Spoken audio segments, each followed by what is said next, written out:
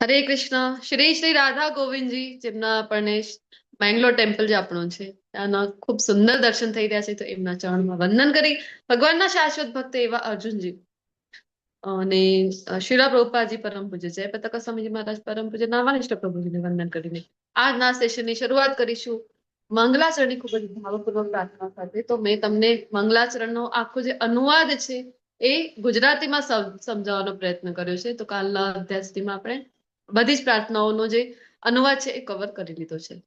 શું કામ? કારણ કે આપણને ખબર પડે કે આ જે મંગલાચરણની પ્રાર્થનાઓ છે એ કોઈ સામાન્ય નથી, અને ક્લાસ જ્યારે જોઈન કરી રહ્યા છે આપણે, તો એવું નથી કે ચલો 5-10 મિનિટ તો એ લોકોની પ્રેયર જ ચાલી રહી છે.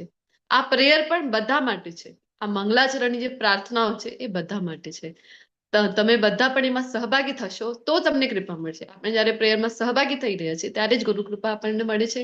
આખી જે પરંપરા છે, આખા પરંપરાનો બળ છે એ આપણને મળે છે. શ્રી શ્રી રાધા ગોવિંદની કૃપા આપણને મળે છે. એટલા માટે ખૂબ જરૂરી છે કે સમયસર જોડાઈને આ પ્રાર્થનાઓ સહિત ક્લાસમાં આપણે જોડાઈએ, કારણ કે કૃપા વગર આ જે જ્ઞાન છે એ દિવ્ય જ્ઞાન છે એ સમજવું અઘરું છે. ઓમ અજ્ઞાનતિમિરાન્ધસ્ય જ્ઞાનાંજનશલાકયા ચક્ષુરુન્મિલિतं येन તસ્मै શ્રી ગુરુવે નમઃ. श्रीचैतन्यमनोभीष्टं स्थापितं येन भूतले स्वयं रूप कदा मह्यं ददाति स्वपदान्तिकम्. वन्देऽहं श्रीगुरो श्रीयुतपदकमलं श्रीगुरून् वैष्णवांश श्रीरूपं साग्रजातं सगणरघुनाथान्वितं तं सजीवम् साद्वैतं सावधूतं परिजनसहितं श्रीकृष्ण चैतन्य देव श्रीराधा कृष्ण सगण ललिता श्री विशाखान्वितांश. हे कृष्ण करुणा सिंधो दीनबंधो जगत्पते गोपेश गोपिका कांत राधा कांत नमोस्तुते. तप्त कांचन गौरांगी श्री राधे वृंदावनेश्वरी वृषभानुसुते देवी प्रणमामि हरिप्रिये. वाञ्छाकल्पतरुभ्यश्च कृपा सिन्धुभ्येव च पतितानां पावनेभ्यो वैष्णवेभ्यो नमो नमः. अनंत कोटि वैष्णव वृंद की जय. श्रील प्रभुपाद की जय. ग्रंथराज श्रीमद् भागवतम भगवत गीता की जय. सद्गुरुदेव की जय. सभी श्रोताओं की जय. जय श्री कृष्ण चैतन्य प्रभु नित्यानंद श्री अद्वैत गदाधर श्रीवासादि गौर भक्त वृंद. हरे कृष्णा कृष्ण कृष्ण हरे हरे हरे राम राम राम हरे हरे. हरे कृष्णा. वेलकम. હરે હરે કૃષ્ણ. હરે હરે કૃષ્ણ. કૃષ્ણ હરે કૃષ્ણ. મારી સાથે જે મારી એડમિન કોર્સની ટીમ છે એ બધા જ મારાથી પહેલા બિફોર ટાઈમ જોડાઈ જાય છે અને સેવાઓ માટે, તમારા બધાની સેવાઓ માટે એ તત્પર રહે છે. તો ખૂબ ખૂબ ધન્યવાદ. એવા આરતીજી, આનંદ સાગરજી, વિમલા વેજરાણીજી, ખૂબ ખૂબ ધન્યવાદ. કૃષ્ણાજી, અર્ચનાજી, હરે કૃષ્ણ, વેલકમ. ભાગ્યશ્રીજી, છાયાજી, દીપિકાજી, ડોક્ટર ખુશબુજી, ફાલ્ગુનીજી, હિંસાજી, જિજ્ઞાજી, कैलाशी, मनालीजी, कृष्णाजी, पारुलजी, પ્રવીણાજી, રિપલજી, રીટાજી, શ્વેતાજી, સુલોચનાજી, વિજયજી, યાત્રીજી અને ઝૂમ યુઝર જે લખેલું છે રીનેમ કરો તો તમારું નામ મને ખબર પડે. ખૂબ ખૂબ ધન્યવાદ જોડાવા બદલ.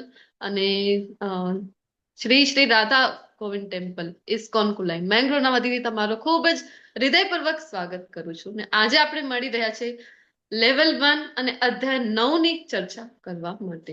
તો આજે જ્યારે આપણો ક્લાસ એન્ડ થશે ત્યારે આપણે 50% ઓફ જે સિલેબસ છે, એટલે કે ટોટલ 18 અધ્યાય છે ભગવદ ગીતાના, એમાંથી 50% આજે આપણે કવર કરી લેવાનું છે.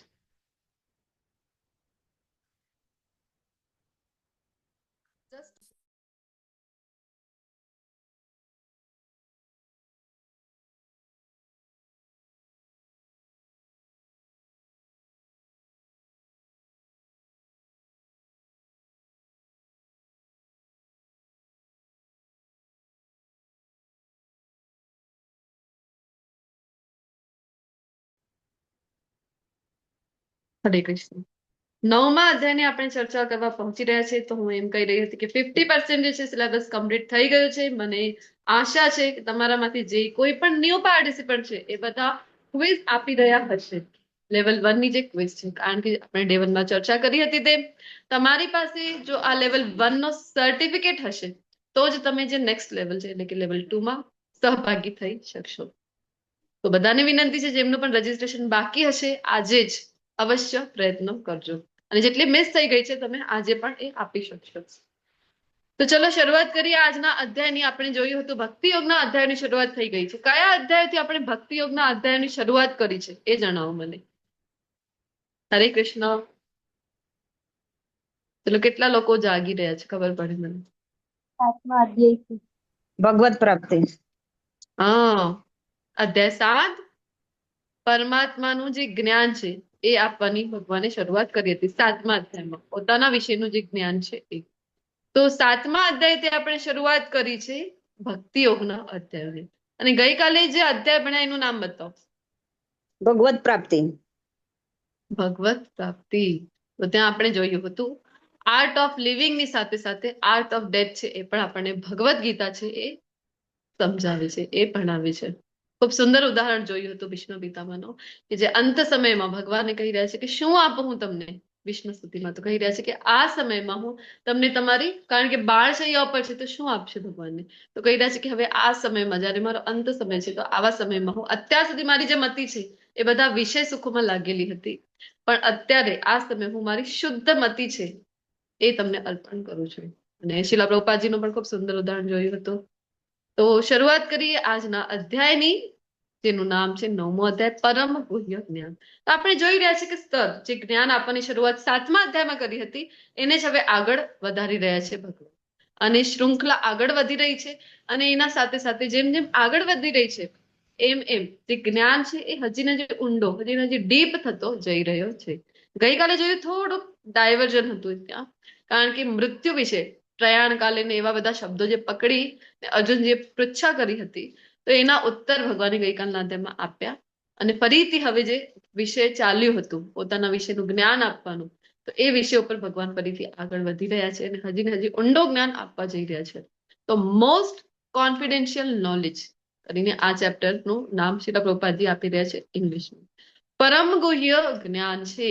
તો ખૂબ જ સાવધાનીપૂર્વક સાંભળો, કારણ કે આ જે જ્ઞાન છે એ વાત કરી હતી આપણે તેમ દિવ્ય જ્ઞાન છે, અને આપણે થોડુંક પણ અહીંયા ત્યાં ધ્યાન જતું રહેશે તો મિસ થઈ જશે. મેઇન જે પાર્ટ છે, જે સાર છે ચેપ્ટરનું, એ જ મિસ થઈ જશે. તો અધ્યાય 9 ની ઝાંખી 4 ભાગોમાં વિભક્ત છે. અને શરૂઆત કરીએ અધ્યાય 9 અને શ્લોક નંબર 1. શ્રી ભગવાન વાચ એદમ તો તે ગુહ્યતમં પ્રવક્ષ્યામ અનસૂયવે જ્ઞાનમ વિજ્ઞાન સહિતમ યજ્ઞાત્વા મોક્ષ્યસે શુભાત. અનસૂયવે કહીને અર્જુનજીને બોલાવી રહ્યા છે. બોલો, અનસૂયવે એટલે શું અર્થ થાય છે એનું?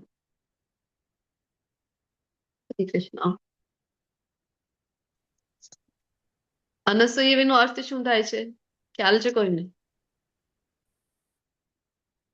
હા ના કંઈક જવાબ આપી શકો છો, નહીં તો મને એવું થાય છે કે આ मैं और मेरी स्क्रीन ईर्ष्या ईर्ष्या सर बातें करते हैं. બીજું કોઈ છે એક તો મને ईर्ष्या. ધન્યવાદ માતાજી. સ્ક્રીન શેરિંગ છે તો કોઈ મને મારો વિડીયો દેખાતો નથી એક તો એમ થાય છે કે કોઈ છે કે નહીં ક્લાસમાં, અથવા તો ડિસ્કનેક્ટ તો નથી થઈ ગયું વચ્ચે? જી માતાજી ईर्ष्या ધન્યવાદ. अथवा तो ईर्ष्या अथवा तो मीन्स થોડું સમજણ નથી પડતી એવો વ્યક્તિ એમ. સમજણ ઈર્ષ્યા નથી ન પડતી. કરનાર, ઈર્ષ્યા ન કરનાર, અનસૂયવે એટલે ઈર્ષ્યા કરવી કે ન કરવી એ બતાવો. ન કરવી, ઈર્ષ્યા ન કરનાર. હા, અહીંયા શ્લોકમાં પણ આપેલું છે, જો તમે વાંચ્યું છે નીચે અનુવાદ એમાં પણ આપેલું છે. ખબર પડી રહી છે કોણ કોણ જાગી રહ્યા છે? બપોરનો સમય છે, જમ્યા પછી તરત જ ક્લાસમાં આવીએ છીએ થોડાક સમય. ઘણા લોકોનો રેસ્ટ કરવાનો ટાઈમ હોય છે. એમ કે ઈર્ષ્યા નહીં કરતું એમ, એવું રીતનું થયું ને? જી જી માતાજી. બરાબર તો છે, ભગવાન બરાબર છે. અર્જુનજીને સર્ટિફિકેટ્સ આપી રહ્યા છે. અર્જુનજીને વારંવાર ભગવાન છે એ એક નહીં ભગવદ ગીતામાં અનેક એના પહેલા પણ 4.3 આપણે જોયું હતું કે ગુરુની જયારે આપણે ચર્ચા કરી હતી કે ગુરુની પાત્રતા કઈ હોવી જોઈએ, ગુરુને કેવી સાચા ગુરુને કેવી રીતે ઓળખવું, ત્યારે આપણે ચર્ચા કરી હતી કે શું શિષ્યમાં પણ કોઈ પાત્રતા હોવી જોઈએ કે નહીં.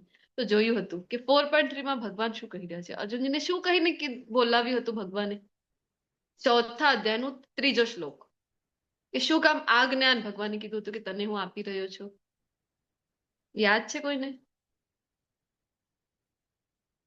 ત્યારે આપણે ચર્ચા કરી હતી કે આ ગુણ હોવું જોઈએ તો જ આ જ્ઞાન છે એ ભગવાન આપણે સમક્ષ પ્રકટ કરે છે.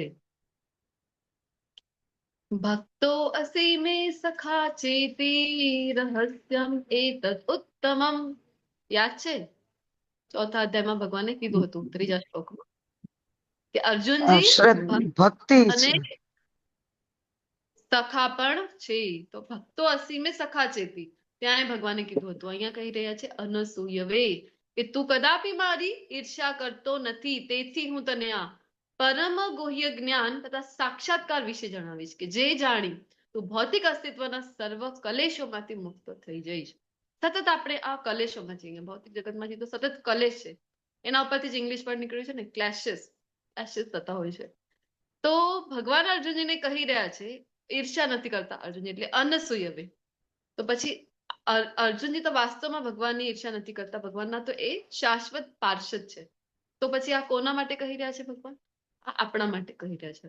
આપણે ભગવાનની ઈર્ષ્યા કરી છે એટલા માટે આપણે બધા આ ભૌતિક જગતમાં છીએ. ભગવાનના ધામમાં બધા જીવાત્માઓ ત્યાં જ હતા અને આપણે ભગવાનની ઈર્ષ્યા કરી કે હે ભગવાન બધે તમારું જ ભોગવવાનું, અમારે કઈ નહીં.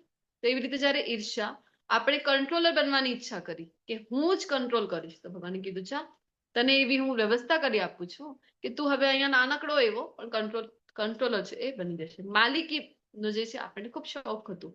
બીજો તો હું ભોગવીશ બધું. તો ભગવાન જે છે અહીંયા આપણને નાના એવા ભોગતા બનીને મોકલી દે છે. ભગવાનથી આપણે ઈર્ષ્યા કરી છે અને ઈર્ષ્યા કરીને અહીંયા ભૌતિક જગતમાં આવ્યા છીએ. તો ભગવદ્ ગીતામાં 3 મુખ્ય જ્ઞાન છે અને એ પણ ખૂબ ગુપ્ત જ્ઞાન છે. એ કયા કયા છે? એક તમને હિન્ટ આપું છું, જે પહેલું જ્ઞાન છે ખૂબ મહત્વનું, એ આપણે બીજા અધ્યાયમાં ભણી ગયા હતા. બોલો. અને એક જે છે એ આપણે 7મા અધ્યાયમાં ભણ્યું અને એક કાલથી શરૂઆત કરી છે બતાવવાની. આજના અધ્યાયમાં હજી ડિટેલમાં જોઈશ. હા, કયું જ્ઞાન હતું બીજા અધ્યાયમાં? કર્મ વિશે. બીજા અધ્યાયમાં જે મહત્વનું ખૂબ ભણ્યા, આપણે કોણ છીએ? હજી એક હિન્ટ. આત્મા વિશે.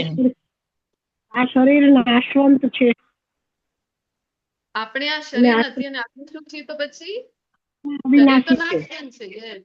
ગુહ્ય ગુહ્ય આપણે આત્મા છીએ, શરીર નથી. આ પહેલું ગુપ્ત સત્ય છે. ઠીક છે? જે પહેલું જે આપણે ભણ્યા બીજા અધ્યાયમાં કે આપણે શરીર નથી અને આત્મા છીએ. અને આત્માની સાથે સાથે કોણ રહે છે? બોલો હૃદયમાં. પરમાત્મા. પરમાત્મા. તો આપણે 7મા અધ્યાયમાં ભણ્યા હતા. શું ભણ્યા હતા? આપણે કોણ છીએ? આત્મા.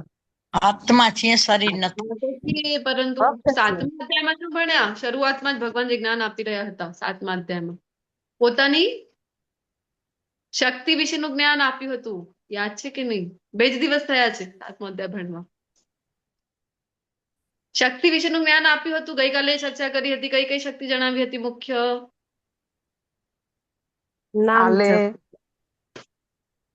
પરાશક્તિ, અપરા. પરાશક્તિ, અપરાશક્તિ. આપણે કઈ શક્તિ છીએ? પરાશક્તિ. આપણે શક્તિ છીએ અને ભગવાન કોણ છે? તો પછી અપરાશક્તિ. ભગવાન કોણ છે? એ શક્તિમાન શક્તિ આપનાર છે. હા, શક્તિ આપનાર, શક્તિમાન છે. શક્તિમાન છે. આપણા બધાના શક્તિમાન કોણ છે? ભગવાન છે. આપણે એની શક્તિ છે. શક્તિનું કામ છે શક્તિમાનની સેવા કરવી.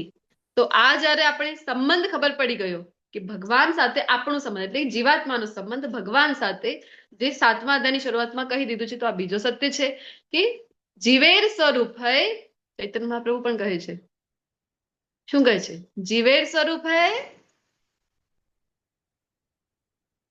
કૃષ્ણેર ખાલી જગ્યા પૂરો દાસ. કઈ પોઝિશન છે નિત્ય દાસ કૃષ્ણેર નિત્ય દાસ તો આપણે છીએ કૈલાજી લખી રહ્યા છે કે નિત્ય દાસ આપણે દાસ છીએ અને ભગવાન જે છે એ સ્વામી છે તો આ બીજો સત્ય છે અને ત્રીજો જે સત્ય છે એ કયું છે તો પછી ભગવદ્ ગીતાનો ગૂઢ રહસ્ય હરે કૃષ્ણ ગઈકાલે ભણ્યા હતા ને કેવા ભક્તોની વાત થઈ હતી જ્ઞાની ભક્ત હું કાલે નહોતી, કાલે અચ્છા. મારાથી નહોતું attend થઈ શકી. હા જ્ઞાની કરતા પણ ઊંચી એક કેટેગરી આવે છે આમ ચાર માંથી તો ભગવાને કીધું હતું 7મા અધ્યાયમાં કે ચાર માંથી જ્ઞાની મને પ્રિય છે પરંતુ જ્ઞાની કરતા પણ ઉચ્ચ એક કેટેગરી છે જે ગઈકાલથી આપણે ભણી રહ્યા છે એક શબ્દ આપણે જોયું હતું અનન્ય ભક્તો યાદ છે અનન્ય ભક્ત. હા. હા અનન્ય ભક્તિ જો આપણે હા, કરીએ અનન્ય તો ભક્ત. આર્થ જિજ્ઞાસુ અર્થી અને એ 7મા અધ્યાયનો તમે ચાર જે આપણે કેટેગરી જોઈએ એ જ જણાવી રહ્યા છો એના કરતા પણ ભગવાનને જે અતિ પ્રિય છે ને જ્ઞાનીને પણ હજી ઈચ્છે કે કંઈક તો જ્ઞાનમાં આગળ વધવું પરંતુ જે ભક્તિ કરી રહ્યા છે ભગવાનની ભક્તિ મેં સેવા ભક્તિ એટલે ભક્તિ મેં સેવા જે કરી રહ્યા છે એમને ભગવાન પાસેથી કાંઈ જોતું જ નથી એમને બસ ભગવાનની પ્રેમ ભક્તિ જોતી હોય છે તો એ સૌથી વધારે ભગવાનને પ્રિય છે તો ભગવાન સાથે પહેલું કે આપણે શરીર નથી આત્મા છીએ બીજું સત્ય છે કે આપણે આપણી જે સ્થિતિ છે જે સંબંધ છે ભગવાન સાથે કયું છે આપણે ભગવાનના દાસ છીએ અને આપણે ભગવાનની આપણે શક્તિ છીએ તો શક્તિનો કામ છે શક્તિમાનની સેવા કરવી બીજો સત્ય ને ત્રીજો સત્ય છે કે કેવી રીતે કરીશું ભગવાન સાથે તો અનન્ય ભક્તિમાં પોતાને આપણે ફરવાઈ જઈશું તો આ ભગવદ્ ગીતાનો ત્રીજો સત્ય છે રાજવિદ્યા રાજગુહ્યમ પવિત્રમ નિદમ ઉત્તમમ પ્રત્યક્ષાવગમમ ધર્મ્યમ સુસુખમ કર્તુમ અવ્યયમ કે આ જ્ઞાન હવે કેવું છે જે ભગવાન હવે આ 9મા અધ્યાયમાં આપવા જઈ રહ્યા છે એ જ્ઞાન તો કહી રહ્યા છે કે સર્વ વિદ્યાઓનો રાજા છે જેટલું પણ જ્ઞાન લઈ લો તમે બધાનું એ રાજા છે જે સર્વ રહસ્યોમાં સર્વાધિક ગુહ્ય છે તે વિશુદ્ધમ જ્ઞાન છે અને સાક્ષાત્કાર દ્વારા આત્માનો પ્રત્યક્ષ અનુભવ કરાવે છે તેથી તે ધર્મની પૂર્ણતા છે તે અવિનાશી છે અને આચરવામાં પણ સુખદ છે આ જે જ્ઞાનની વાત કરી રહ્યા છે ભગવાન ભક્તિ યોગની વાત કરી રહ્યા છે એ કહી રહ્યા છે ભગવાન કેવું છે તો પ્રત્યક્ષાવગમમ એટલે કે એ પ્રેક્ટિકલ છે પ્રેક્ટિકલી તમે પ્રત્યક્ષ અનુભવ કરી શકો છો આત્માનું ડાયરેક્ટ પ્રત્યક્ષ તમે અનુભવ કરી શકો છો પ્રેક્ટિકલી અને ધર્મની પૂર્ણતા ધર્મ્યમ અને સુસુખમ આચરવામાં કેવું છે તો ઈઝી છે બીજા ઘણા માર્ગ ઘણા બધા યોગની છે ભગવદ્ ગીતામાં વાત થઈ રહી છે પરંતુ ભગવાનને જે પ્રિય છે એ 6ઠા અધ્યાયના આપણે 6.47 જે લાસ્ટ શ્લોક હતો એમાં કન્ક્લુઝન ભગવાન દ્વારા આપણે જોઈ લીધું હતું કયો યોગી પ્રિય છે ભગવાનને બોલો તો 6.47 ના આધારે શ્લોક કોઈને કંઠસ્થ છે 6ઠા અધ્યાયનું 39 નંબરનું યોગી નામ અપી સર્વેશ કંઠસ્થ છે કોઈને હરે કૃષ્ણ કોઈ બોલી શકશે નથી ઓકે ભગવાને ત્યાં કન્ફ્યુઝન આપ્યું હતું અને જ્યાં જ્યાં ઇમ્પોર્ટન્ટ શ્લોક આવે છે ત્યાં ત્યાં હું તમને કહેતી હોઉં છું કે આ અવશ્ય પ્રયત્ન કરવો જોઈએ કંઠસ્થ કરવો યોગીનામ અપી સર્વેષાં મત્કતેનંતરાત્મના શ્રદ્ધાવાન ભજતે યો મામ સમયુક્ત તમો મતઃ કે ભગવાન કહી રહ્યા છે કે મારા મતે કયો યોગી શ્રેષ્ઠ છે તો જે ભક્તિ યોગી છે એ મારા મતે સર્વશ્રેષ્ઠ છે તો ભક્તિ જે છે ને એ ભગવાન કહે છે કે એવી છે તો શું સુખમ છે આચરવામાં બીજા બધા યોગ ખૂબ અઘરા છે આચરવામાં એના કરતા ભક્તિ ઈઝી છે પ્રેક્ટિકલ છે તમે એ કરી શકશો અને શું કામ ભગવદ્ ગીતાને રાજ વિદ્યા કહેવામાં આવે છે તો અનેક જ્ઞાન છે આમ ભૌતિક જગતમાં તમે જાઓ ભૌતિક જગતની કોઈ પણ યુનિવર્સિટી લઈ લો મોટાથી મોટી યુનિવર્સિટી લઈ લો ત્યાં જ્યાં જ્ઞાન મળતા હોય છે એવી જગ્યાઓ લઈ લો સ્કૂલ કોલેજીસ યુનિવર્સિટીઝ લઈ લો પરંતુ ક્યાંય પણ એવું તો જ્ઞાન આપવામાં આવતું નથી જે આપણે કહી શકાય કે એ પૂર્ણ જ્ઞાન છે અલ્ટિમેટ જ્ઞાન છે એવું ક્યાંય આપવામાં આવતું નથી કારણ કે સૌથી મહત્વનું જે છે અહીંયા ભગવદ્ ગીતામાં જે બીજા અધ્યાયમાં ભણી ગયા કે આપણે શરીર નથી ને આત્મા છે આ જ્ઞાન તો કોઈ પણ જગ્યાએ આપવામાં આવતું નથી બધી જગ્યાએ આપણે જોઈએ તો કેમિકલ એન્જિનિયરિંગ આપણને જોવા મળી રહી છે ભૌતિક વિજ્ઞાન છે એ બધી જગ્યાએ જોવા મળી રહ્યું છે મોટી યુનિવર્સિટી છે અનેક પ્રકારના જ્ઞાન આપી રહ્યા છે પરંતુ આ જે જ્ઞાન છે જે અલ્ટિમેટ જ્ઞાન છે એટલે કયું જે આપણને મૃત્યુ પાછળ પણ જે જ્ઞાન કામ આવવાનું છે આવું જ્ઞાન ક્યાંય પણ આપવામાં આવતું નથી અને બીજું એ કે ભૌતિક જ્ઞાન કેવું છે, તો ભૌતિક જ્ઞાન તમે લઈ લો, કોઈ પણ જ્ઞાન ભૌતિક જગતનું, તો એ એવું છે કે આજે જે ભણાવી રહ્યા છે આવતીકાલે કહે છે કે અપૂર્ણ જ્ઞાન હતું, અથવા તો એમાં તો સુધારની આવશ્યકતા છે. આજે જે કહે છે આ કરો, આવતીકાલે પોતે જ કહે છે કે આ તો ખોટું હતું, હવે આ કરો તમે ફોલો. સતત ત્યાં જે છે કે અપડેશન થતું હોય છે. શું કામ? કારણ કે એ જ્ઞાન અપૂર્ણ છે. જ્યારે આપણું જે શાસ્ત્રનું જ્ઞાન છે, ભગવદ્ ગીતા છે, કેટલા શ્લોક છે ટોટલ બોલો તો ભગવદ્ ગીતામાં? 700 ભગવદ્ ગીતામાં ટોટલ 700 શ્લોક છે. તો ક્યારે તમે સાંભળ્યું છે કે ચલો કલયુગ ચાલી રહ્યું છે, 5000 વર્ષ વીતી ગયા છે કલયુગના, તો અત્યારના સમયના હિસાબે આ જે 2 શ્લોક છે ને એ આઉટડેટેડ છે, એ જૂના જમાનાના છે, જૂનવાણી છે, હવે નહીં ચાલે, ચલો ડિલીટ કરી દો. સિલેબસમાં આપણે ભણતા હોય સ્કૂલ સિલેબસમાં તો લખેલું આવે છે ને કે ઓમિટ, આ સિલેબસ થી કટ થઈ ગયો છે આટલો જે પાર્ટ છે. અથવા તો કહે છે કે ના યુગ પ્રમાણે ચાલીએ, હવે 2 શ્લોકોની આવશ્યકતા આવી પડી છે, ચલો એડ કરી દઈએ ભગવદ્ ગીતામાં 2 શ્લોક હજી એડ, ને ટોટલ શ્લોક થઈ ગયા છે 702. ક્યાંય સાંભળ્યું છે એવું? ના. કારણ કે આ જે જ્ઞાન છે એ પૂર્ણ જ્ઞાન છે. એટલે તો વિદ્યાઓનું રાજ વિદ્યા, રાજ કે એ મોસ્ટ કોન્ફિડેન્શિયલ નોલેજ છે. અને કેવું છે? તો એ તો રાજાઓ માટે છે. આ જે જ્ઞાન છે રાજર્ષિઓ, કારણ કે ઋષિ જેવી ક્વોલિટી ધરાવતા હતા રાજાઓ પહેલાના જમાનામાં. યુધિષ્ઠિર મહારાજ છે, ભરત મહારાજ છે, તો રાજા પ્લસ ઋષિની ક્વોલિટી હતી. તો રાજર્ષિઓ માટેનું આ જે જ્ઞાન છે રાજવિદ્યા જેવું જ્ઞાન છે. એટલા માટે જે લીડર્સને સૌથી મહત્વનું છે, આ જ્ઞાન તો બધા માટે છે, પરંતુ સૌથી ઇમ્પોર્ટન્ટ જે છે કે જે લીડર્સ છે, જે તે ફિલ્ડમાં જે ટોપ ઉપર છે ને, એને પહેલા આ જ્ઞાન આપવું જોઈએ. શું કામ? કારણ કે આપણે ત્રીજા અધ્યાયમાં ભગવાન કીધું ને યદ્યત આચરતિ શ્રેષ્ઠ તત્ત દેવી તરુજનો, તો આમ જનતા જે છે એને ફોલો કરતી હોય છે. એટલા માટે એ જ્ઞાન તો સૌથી પહેલા જે લીડર્સ છે એમને માટે આવશ્યક છે. તો રાજ વિદ્યા આ જ્ઞાનને કહી રહ્યા છે. આપણે જોયું કોરોના કાળમાં કયું ઇન્જેક્શન છે? અનગિનત પૈસા આપી આપીને આપણે લેવા, બધા આપણે જોયું હતું કે બધા એ ઇન્જેક્શનને પ્રાપ્ત કરવા માટે, કારણ કે પ્રાણ બચાવવા. ઓક્સિજન સિલિન્ડર નહીં, ઇન્જેક્શન જે આપતા હતા, રેમડેસિવિર સાંભળ્યું છે બધાએ? કોવિડ નું ઇન્જેક્શનને ઇન્જેક્શન લેવા માટે નહીં, વેક્સિન ની વાત નથી કરી રહી હું, ઇન્જેક્શન જે આપતા હતા ટ્રીટમેન્ટ માટે. તો એ રેમડેસિવિર કરીને ઇન્જેક્શન હતું, એને તો પ્રાપ્ત કરવા માટે તો કેટલા જેટલી કિંમત માંગતા ડોક્ટરો એટલા આપવા માટે આપણે તૈયાર થઈ ગયા હતા. અને પછી થોડાક સમય પાછળ કહે છે કે હવે રેમડેસિવિરને બેન કરી નાખ્યું, હવે એ કામ કરતું નથી. તો સતત મેડિકલ સાયન્સમાં તો ખૂબ કોમન છે. આજે જે લઈ આવ્યા છે મેડિસિન, આવતીકાલે કહે છે કે ના અપડેટેડ વર્ઝન આવી ગયું. આજે જે સર્જરી ચાલી રહી છે આવતીકાલે એ ઓલ્ડ થઈ જશે. અત્યાર સુધી ધારો કે સ્ટીચસ વાળી સર્જરીઓ ચાલતી હતી, પછી લેપ્રોસ્કોપી આવી ગઈ, તો હવે એ કહે છે કે આઉટડેટેડ. સતત કઈ ને કઈ નવીન, અને હવે તો એઆઈ નો ખૂબ ખતરનાક જમાનો આવવા જઈ રહ્યો છે. તો આ જે જ્ઞાન છે સતત અપડેશન માંગે છે. કયું જ્ઞાન? ભૌતિક જ્ઞાન. જ્યારે આધ્યાત્મિક જ્ઞાન છે, ભગવદ્ ગીતા છે, આપણા શાસ્ત્રો છે, એ કેવા છે? એ તો ઓલ ટાઈમ માટે, કારણ કે સનાતન છે અને એ ભગવાન દ્વારા ડાયરેક્ટ આપવામાં આવેલા જ્ઞાન છે. એટલે રાજવિદ્યા કહીને બોલાવી રહ્યા છે. હે શત્રુ વિજેતા, જે મનુષ્યો ભક્તિમાં શ્રદ્ધા ધરાવતા નથી, આપણે લાગે કે શું ભક્તિ ભક્તિ ભક્તિ કરી રહ્યા છો, તો આ શિલા પ્રભુપાદજી પણ જ્યાં જોઈએ ત્યાં ભક્તિ શું કામ આપી છે? કારણ કે શિલા પ્રભુપાદજી પોતે એક ભક્ત છે. અને કોણ આપી શકે? અને પ્રભુપાદજી નામ જ ભગવદ્ ગીતાનું આપ્યું છે કે એઝ ઇટ ઇઝ, યથારૂપ. કોઈ એમાં મિશ્રણ, પોતાના મનની કોઈ વાત છે એ અહીંયા એડ, મન કી બાત જોતા હોય છે ને આપણે, તો મનની કોઈ પણ વાત અહીંયા એડ કરવામાં આવેલી નથી. તો જે ભગવાનનો જે આશય છે એ જ મુજબ આપ્યો છે. તો કહે છે કે ભક્તિમાં જે શ્રદ્ધા નથી ધરાવતા તેઓ સાથે શું થાય છે ભગવાન? તો કહે છે કે તેઓ ક્યારે પણ મને પ્રાપ્ત કરી શકતા નથી. તેથી તેઓ આ ભૌતિક જગતમાં જન્મ મરણના માર્ગે પાછા આવે છે. ભગવાનને નથી પ્રાપ્ત કરી શકતા તો શું થશે? ભગવત પ્રાપ્તિ ના થઈ તો શું થયું? કઈ મોટી વાત છે? તો ભગવાન કહે છે તો સૌથી ડેન્જરસ વાત છે કઈ છે? ફરીથી જન્મ મૃત્યુ જરા વ્યાધિ, આ ચક્રમાં તમે ફસાયા ને ફસાયા, ક્યારે અહીંયાથી બહાર નીકળી શકશો નહીં. તો આ સમગ્ર જગત મારા વડે મારા અવ્યક્ત રૂપમાં વ્યાપ્ત છે. સર્વ જીવો મારામાં છે, પરંતુ હું તેમનામાં નથી.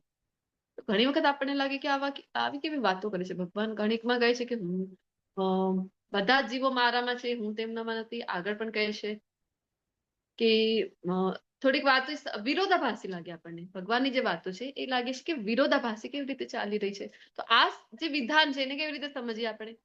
કે સમગ્ર જગત છે, સર્વ જીવો મારામાં છે પરંતુ હું તેમનામાં નથી. ઘડીકમાં તો કહે છે પરમાત્મા સ્વરૂપે હું બધાના હૃદયમાં છું, કહે છે કે નહીં? તો વિરોધાભાસી લાગે ને થોડું. ઘડીકમાં કહે છે કણ કણમાં છે, હૃદયમાં પણ છે, અને હા, ઘડીકમાં કણકણમાં હું વસું છું એમ કીધેલું છે કૃષ્ણએ. હમ. કેવી રીતે સમજવું આ વિધાનને કે સર્વ જીવો મારામાં છે પરંતુ હું તેમનામાં નથી? બોલો. હા, એ ખરેખર ખબર નથી પડી રહી કે શું કહેવા માંગે છે ઈશ્વર. હા, કોઈ કોઈ જગ્યા આપણને લાગે છે ને કે વિરોધાભાસ ચાલી રહ્યું છે. તો ભગવાન પોતાના મૂળ રૂપમાં ક્યાં છે એ બતાવો.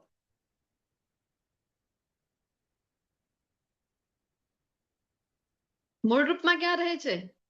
હૃદયમાં તો રહે છે. બોલો. આપણા દિલમાં રહે છે ને, આપણા આત્મામાં રહે છે. ગોલોકધામ વૃંદાવનમાં. હા, મૂળ રૂપ જે છે ભગવાન, ઓરિજિનલ જે સ્વરૂપ છે ભગવાનનો, એ રૂપમાં ભગવાન ક્યાં રહે છે? એમનું જે ધામ છે, કયું ધામ છે? ગોલોક વૃંદાવન ધામ, એ ભગવાનનું ધામ છે. અહીંયાનું જે વૃંદાવન ધામ છે એ તો ધરાતલ ઉપરનો છે, એ પણ એ જ વૃંદાવન, ગોલોક વૃંદાવનનો એક પાર્ટ છે. કયા ધામની વાત કરું છું? જે શાશ્વત છે, જે ભગવાનનું પોતાનું બરાબર. એક ઓરિજિનલ ધામ છે, ગોલોક વૃંદાવન ધામ. હા, ત્યાં ભગવાન ગોકુલ. પોતાનું મૂળ રૂપે રહે છે. અને હા, વિષ્ણુ લોક હા, કહેવાય છે જે. નહીં, વિષ્ણુલોક અલગ, વૈકુંઠ અલગ થઈ ગયા. અને આ ભગવાનનું જે ધામ, કૃષ્ણ સ્વરૂપમાં ભગવાન જ્યાં વિરાજમાન છે, જ્યાં રાધા રાણી છે, જ્યાં બધા ગોપ બાળો છે, યશોદા મૈયા છે, બધા સાથે જે રૂપમાં લીલાઓ કરે છે ને ભગવાન, એ છે ભગવાનનું મૂળ ધામ, ઓરિજિનલ એડ્રેસ. ત્યાં મૂળ રૂપમાં છે અને બધાના હૃદયમાં પરમાત્મા સ્વરૂપે છે. આવી રીતે આ વિધાનને આપણે સમજી શકાય છે. અને બીજું એને સમજવા હજી એક ઉદાહરણ અહીંયા આવી રહ્યું છે. કઈ ઘટના છે આ? કઈ લીલા છે ભગવાનની? ભગવાને માટી ખાધી હતી. ભગવાને માટી વૃંદાવન ખાધી. ગયા છે. હા, વૃંદાવન પણ ગયા છે. વૃંદાવન આખી ગયા છે. સૃષ્ટિ ના આખું બ્રહ્માંડ એમના મોઢામાં દેખાય છે માતાજીને, એમના મમ્મીને. એ ઘટના છે ને, એમણે માટી ખાધી હતી તો એમણે કહ્યું કે ના, મેં માટી નથી ખાધી. અને હા, હા. પછી જોવા જાય છે માં, ત્યારે એમના મોઢામાં એમને આખું બ્રહ્માંડ દેખાય છે, બ્રહ્માંડના દર્શન કરાવે છે કૃષ્ણ. જી. તો બ્રહ્માંડ ઘાટ કરીને એક જગ્યા છે વ્રજભૂમિમાં. ત્યાં અત્યારે પણ આપણે જઈએ ને તો ત્યાં માટીના લાડવા જેવા પ્રસાદીમાં મળે છે. કારણ કે ભગવાને એ જગ્યા ઉપર માટી ખાધી હતી. તો એ જ લીલા છે. તો ભગવાને જયારે બલરામજી છે જઈને કમ્પ્લેન કરી આવે છે યશોદા મૈયાને કે મૈયા મૈયા જો તો ખરા તમારા લાલા શું શું ખાધું છે? તો મૈયા પૂછે શું ખાધું છે? તો કે છે કે માટી ખાધી છે. મૈયા કે છે અચ્છા, અત્યારે જોઉં છું એને. અને જાય છે લાલા પાસે. લાલા, માટી ખાધી? લાલો કે છે મોઢું ખોલે તો દેખાય આવે, મોઢામાં તો માટી છે. ફરીથી પૂછે લાલા, માટી ખાધી?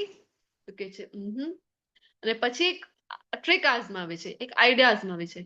આ નાના નાના બાળકો તમે ઘરમાં જોતા હશો કે આપણે એમને પૂછીએ, કોઈની મમ્મી છે પૂછે બાળકને કે દૂધ આપે રાખવા માટે ફ્રીજમાં, કે જા દૂધ છે એ ફ્રીજમાં રાખી આવ.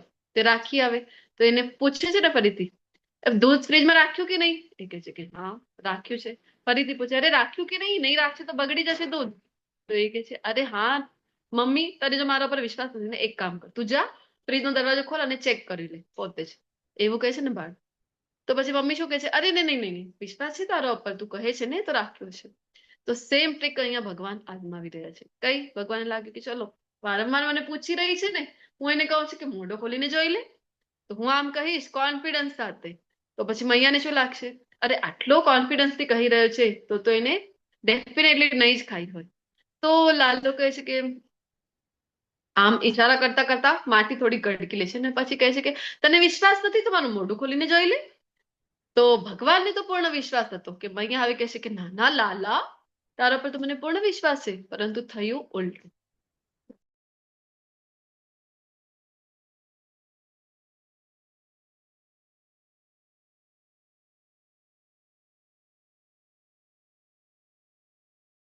હરે કૃષ્ણ. તો પછી ભગવાન જયારે એમ કહે છે તો ગેમ તો ઉલટી થઈ ગઈ, પાસો ઉલટો પડી જાય છે. અને મૈયા કહે છે હા હા ખોલ, મોઢું ખોલ, અત્યારે જ ચેક કરું છું.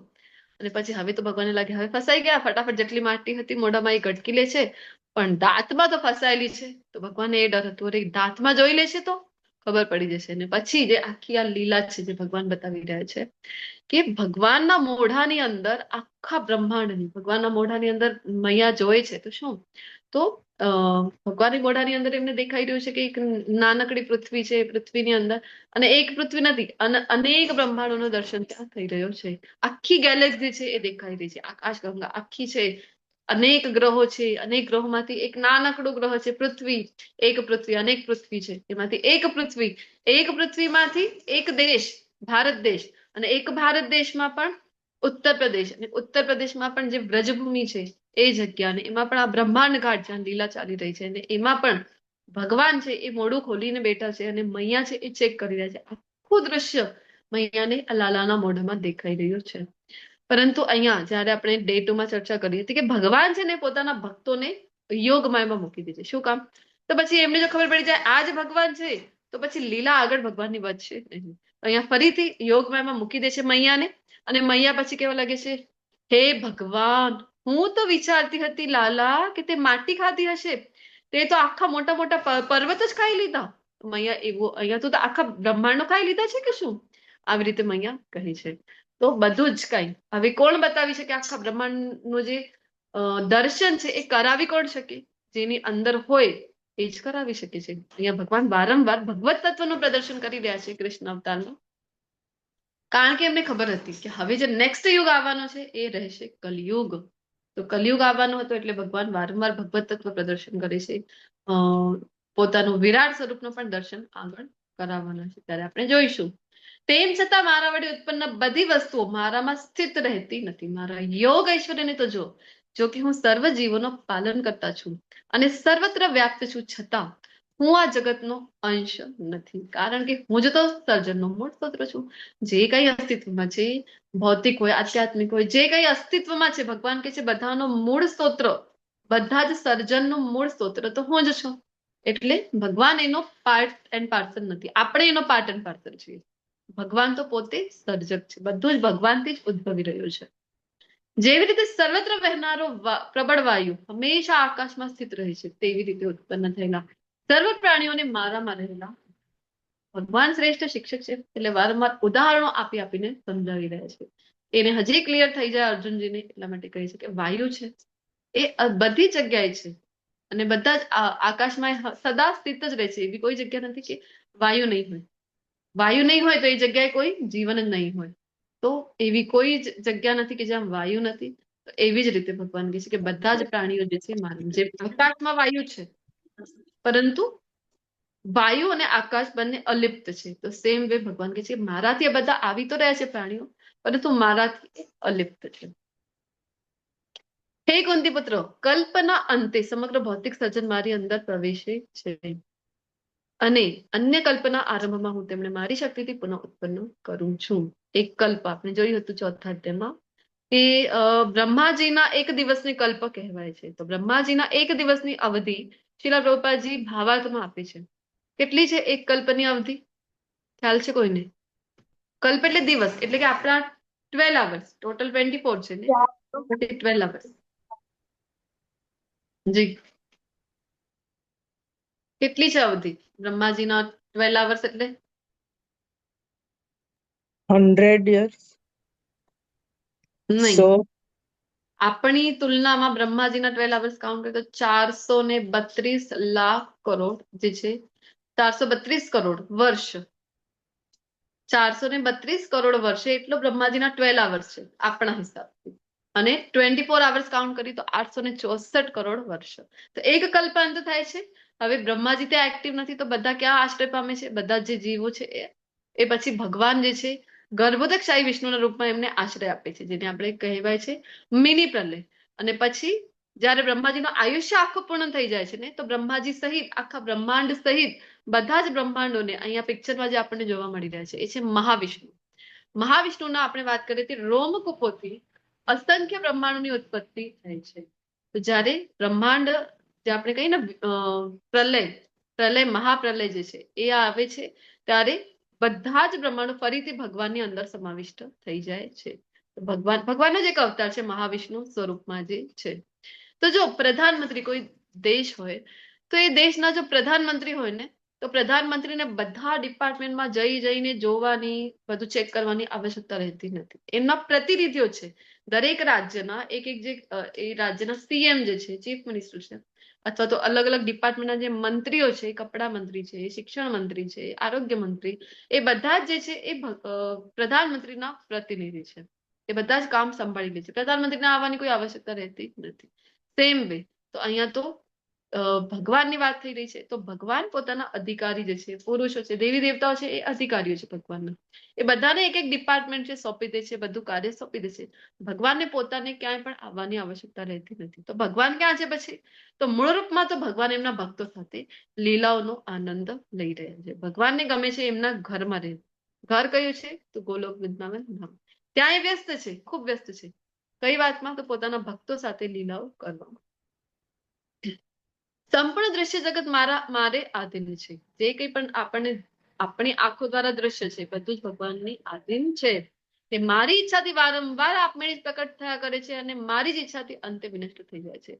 અહીંયા ભગવાને કોઈ એવી એફર્ટ લગાવવાની, કોઈ એવી વિશિષ્ટ શક્તિ લગાવવાની આવશ્યકતા પડતી નથી કે ચલો આટલા બધા બ્રહ્માંડનું સર્જન કરવું છે તો કોઈ વિશેષ પ્રકારની શક્તિનો ઉત્પન્ન હું કરું. એ બધું જ થઈ જાય છે, ખૂબ સહેજતાથી થઈ જાય છે. હે ધનંજય, આ સર્વ કર્મો મને બાંધી શકતા નથી. હું જાણે કે ઉદાસીન રહેલો હું તેમ આ સર્વ ભૌતિક કર્મોથી સદૈવ વિરક્ત છું. આપણે સમજવું ખૂબ જરૂરી છે કે આ બધા કર્મો જે છે એ આપણા માટે છે. ભગવાન માટે કોઈ કર્મો રહેતા નથી. ભગવાન તો સ્વામી છે. હે કુંતી પુત્ર, અહીંયા કહી રહ્યા છે મયા અધ્યક્ષેણ પ્રકૃતિ સૂયતે સચરાચરમ હેતુનાનેન કૌંતેય જગત વિપરીત વર્તતે. હે કુંતી પુત્ર, મારી શક્તિઓમાંની એક એવી આ ભૌતિક પ્રકૃતિ મારી દેખરેખ હેઠળ કાર્ય કરે છે અને સર્વ ચર તથા અચર, ચર અને અચર, ઈઝી ભાષામાં સમજવા જઈએ તો ચર એટલે કે જે કોઈ પણ ચરે છે એ. કોણ ચરે છે? જે જીવિત છે એ. તમને લાગશે આપણે પણ ચરીએ છીએ ને, વારંવાર ભોજન લેતા હોય છે. તો જે કોઈ જીવિત છે, ચર છે, અચર જે છે એટલે જે ચરતા નથી, એટલે કે living things, non living things, જે કંઈ પણ છે એ બધું જ ભગવાન કહે છે કે બધાને ઉત્પન્ન કોણ કરે છે? તો આ જે પ્રકૃતિ છે એ. અને કોના દેખરેખ હેઠળ? મારા દેખરેખ હેઠળ. તેના શાસન હેઠળ આ જગત વારંવાર સર્જાય છે અને વિનષ્ટ પણ થાય છે. આ બધું આ જો આકાશગંગા છે, કોઈ એક આકાશગંગા નથી. હવે તો સાયન્ટિસ્ટો પણ પ્રૂવ કરી લીધું છે ને આ વાત. એક આકાશગંગા નથી, એક ગેલેક્સી નથી, અનેક આકાશગંગાઓ છે.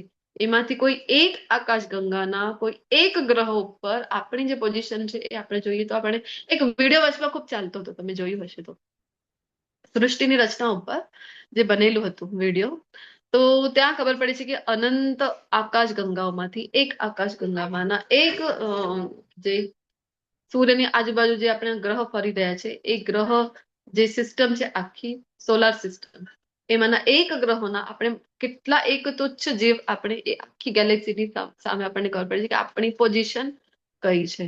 અને આપણે શું માનીએ છીએ? અરે મારા વગર તો કઈ ચાલશે જ નહીં. આપણે પોતાનો આ જે અહમ છે એ ખૂબ હાઈ લેવલ ઉપર રાખી રહ્યા છે. તો શું કૃષ્ણ જ્યારે માનવ રૂપમાં આવે છે ત્યારે માયાના પ્રભાવ હેઠળ આવે છે ખરા? બોલો, પ્રશ્ન છે તમારી માટે. ભગવાન જયારે અહીંયા આવી રહ્યા છે તો ઘણા લોકો માને છે ને એવું કે ભગવાન આવી, અરે માયાથી તો ભગવાન નથી બચી શકતા. અરે આપણે પણ નારાયણ છે, નમો નારાયણ એકબીજાને કરતા હોય છે ઘણા લોકો. તમે નારાયણ, હું નારાયણ. અરે આ તો માયા આપણા ઉપર આવી ગઈ છે એટલે આપણે જે છે આપણો પ્રભાવ બતાવી શકતા નથી. બોલો, એવું છે ખરું? ભગવાન ઉપર માયા અસર કરે? ના, બિલકુલ નહીં ને. ભગવાન ના. મૂવીઓ પણ એવી આવતી હોય છે, એમાં કહે છે કે પ્રશ્ન પૂછતા હોય છે કે કેરલ સ્ટોરી જેવી, તમારા ભગવાન પણ માયામાં આવી જાય, તમારા ભગવાન રડ્યા કરે છે, આવા કેવા તમારા ભગવાન છે? અને આપણી પાસે કોઈ આન્સર નથી, કારણ કે આપણે ક્યારે રામાયણ વાંચી જ નથી, આપણે ભગવદ્ ગીતા વાંચી જ નથી, આપણે ભગવત તત્વને જાણ્યું જ નથી ક્યારે.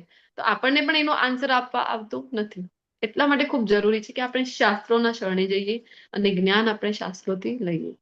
આપણે જ સંસ્કૃતિ વિશે કંઈ જાણતા નથી, પછી તો વિધર્મીઓ આવીને કંઈ પણ કહીને ચાલે જાય અને આપણે ચૂપચાપ સાંભળતા હોય છે. ખૂબ મોટો અપરાધ કહેવાય એ.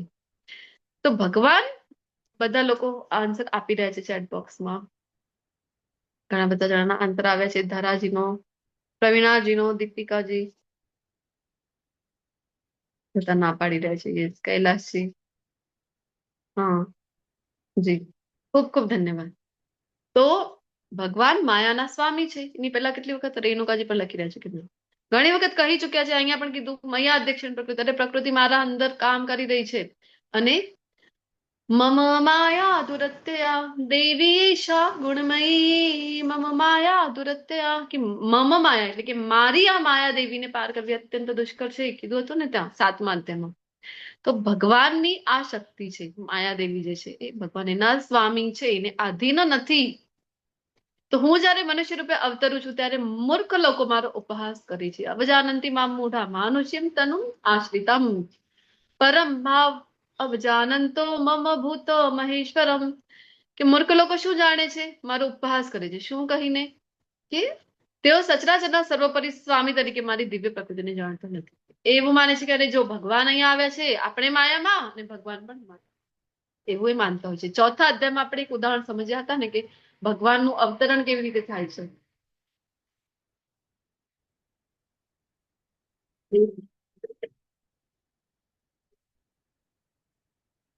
ત્યાં આપણે એક ઉદાહરણ સમજ્યા હતા કે ભગવાન જે છે જન્મ અજન્મા છે, તો એને સમજવા માટે કે કોઈ જેલ છે, જેલની અંદર પ્રધાનમંત્રી આવ્યા છે, તો આપણે જો જેલની અંદર જે કોઈ પણ અપરાધીઓ છે એ જો માને કેદીઓ કે જો અમે અપરાધ કર્યું તો અમને આ સજા મળી છે, આને અપરાધ કર્યો છે એ પણ આવી ગયો કે નહીં આપણી સાથે, જોયું એ અપરાધી છે, તો મૂર્ખ કહેવાય છે ને આવા લોકો. સેમ વે અહીંયા જે લોકો છે એ માને છે કે અરે કૃષ્ણ અહીંયા આવી ગયા, કૃષ્ણ પણ આ જેલ જ છે. આ જે ભૌતિક પ્રકૃતિ છે એ જેલ કરતાઓ છે. આપણે બધા બંધનમાં છીએ. અહીંયા હથકડી હોય છે જેલમાં, આપણી પાસે પણ હથકડી લાગેલી છે. તમને લાગશે ક્યાં છે હથકડી? બંને હાથ ખુલ્લા છે અમારા. કઈ હથકડી છે બોલો તો? 14મા અધ્યાયમાં આવવાની છે. જન્મ મરણ, માયાની માયાની જન્મ માયાનો મરણ, જન્મ. માયા હથકડી આપણને બધાને લાગેલી છે. ત્રિદેવી માયા, કયા ગુણો રૂપી માયા જે છે માયાદેવી, કઈ કઈ છે? સત્વ રજસ તમસ. હા, સત્વ રજો અને તમો ગુણ રૂપી જે હથકડી છે બધાને લાગેલી છે. આપણે જોતા હોય છે 14મા અધ્યાયમાં ડિટેલમાં ચર્ચા કરીશું. તો બધાને લાગે, મૂર્ખ લોકોને. ભગવાન અહીંયા આવ્યા, ભગવાન પણ માયાના સંપર્કમાં આવી ગયા. ભગવાન કહે છે કે નથી જાણતા મારી પ્રકૃતિને, એટલે આવી વાત કરે છે. જે લોકો આવી રીતે મોહગ્રસ્ત થયેલા છે, કેવી રીતે? કે જે માને છે કે ભગવાન અહીંયા આવ્યા તો ભગવાન પણ માયાની હેઠળ આવી ગયા. ઘણા લોકો જે મોટિવેશનલ સ્પીકર ગુજરાતના જ છે, એમના લેક્ચર મેં સાંભળ્યા છે પહેલા, તો એ તો કહેતા હતા ભગવાનના જીવનમાં કેટલા દુઃખો છે, તો દુઃખોનો તો લિસ્ટ આખો બનાવીને લાવ્યા હતા કે આટલા આટલા દુઃખો તો ભગવાનના જીવનમાં આવી ગયા.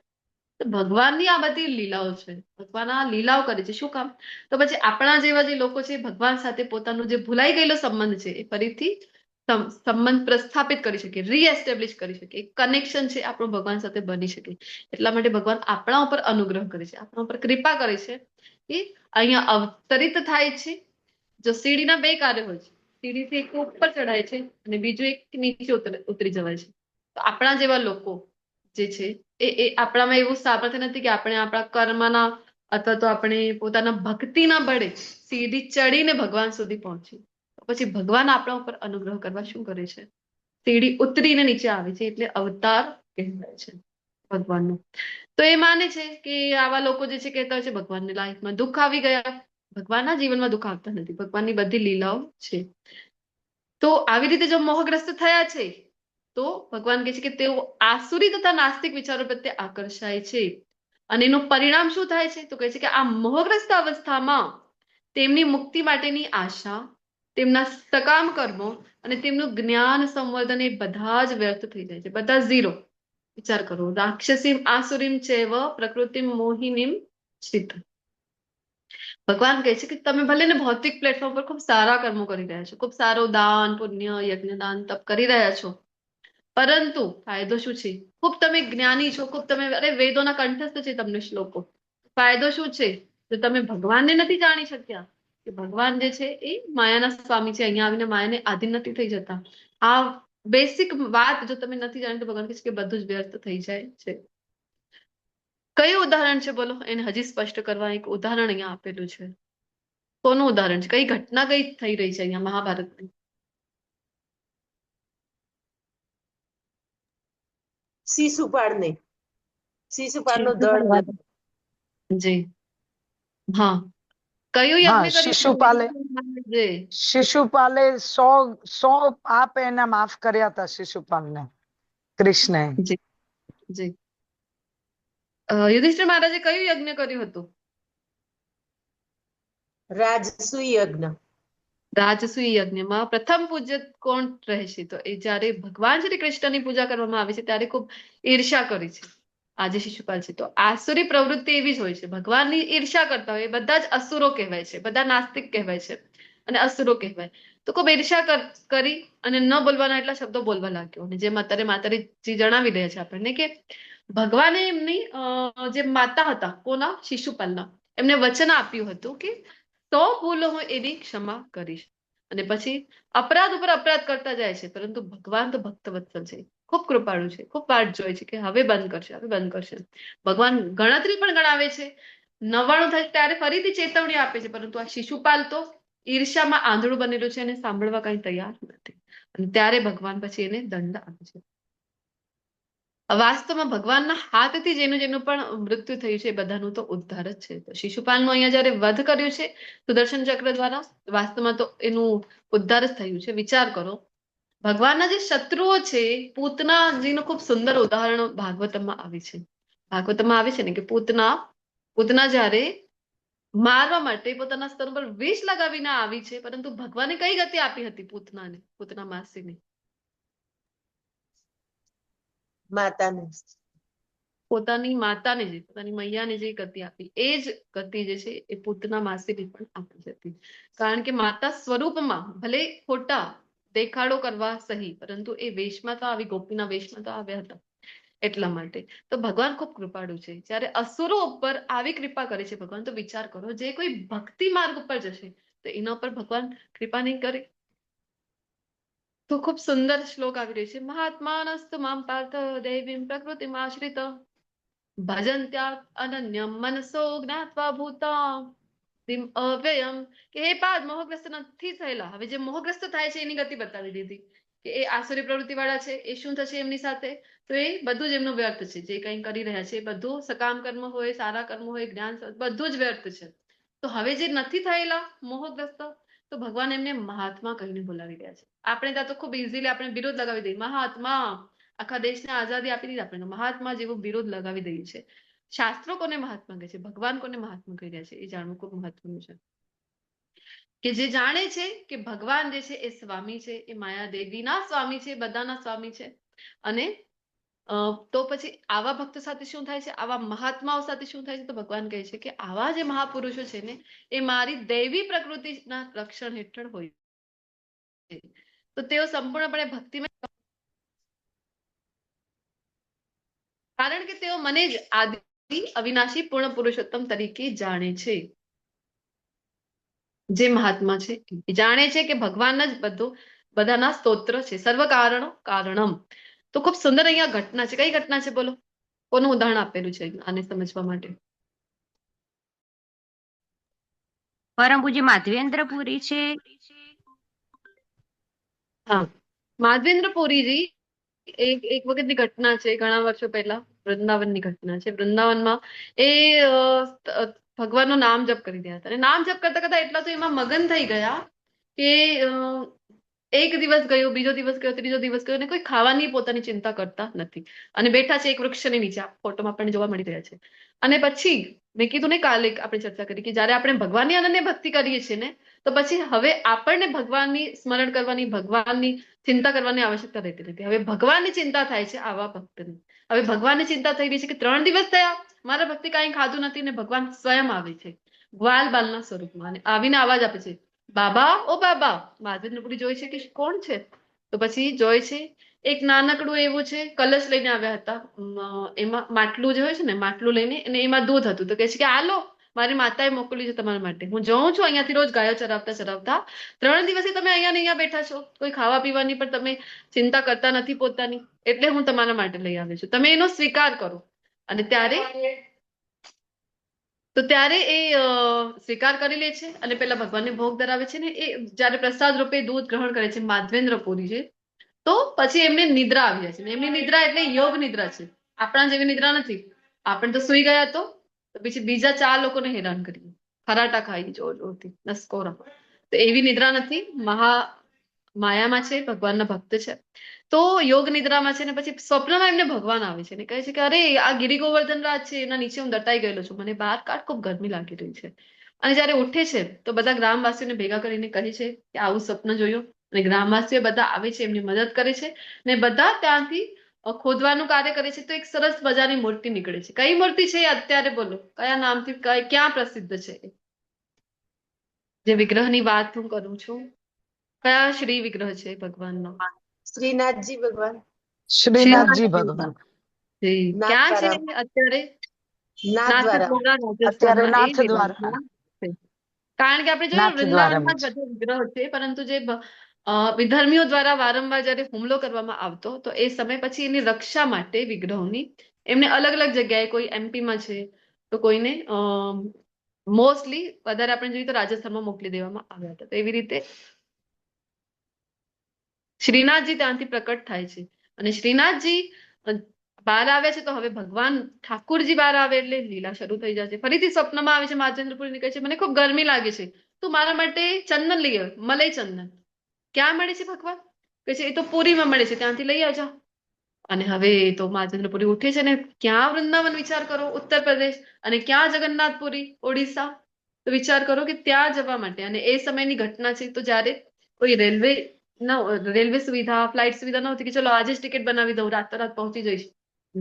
પગે ચાલીને જતા હતા. પગે ચાલીને જઈ રહ્યા હતા તો રસ્તામાં એમને એક મંદિર આવે છે ભગવાનનું. અને મંદિર કયું હતું? કયું મંદિર આવે છે એમના રસ્તામાં? ગોપાલજીનું એક મંદિર આવે છે. ત્યાં મંદિરમાં એ ઉભા રહે છે, આરતી વગેરે થઈ ગઈ, એકદમ ભોગ ધરાવવામાં આવ્યો ભગવાનને. અને ભોગ માટલામાં, હા, ખીરચોરા ભગવાન તરીકે ત્યાં પ્રખ્યાત છે.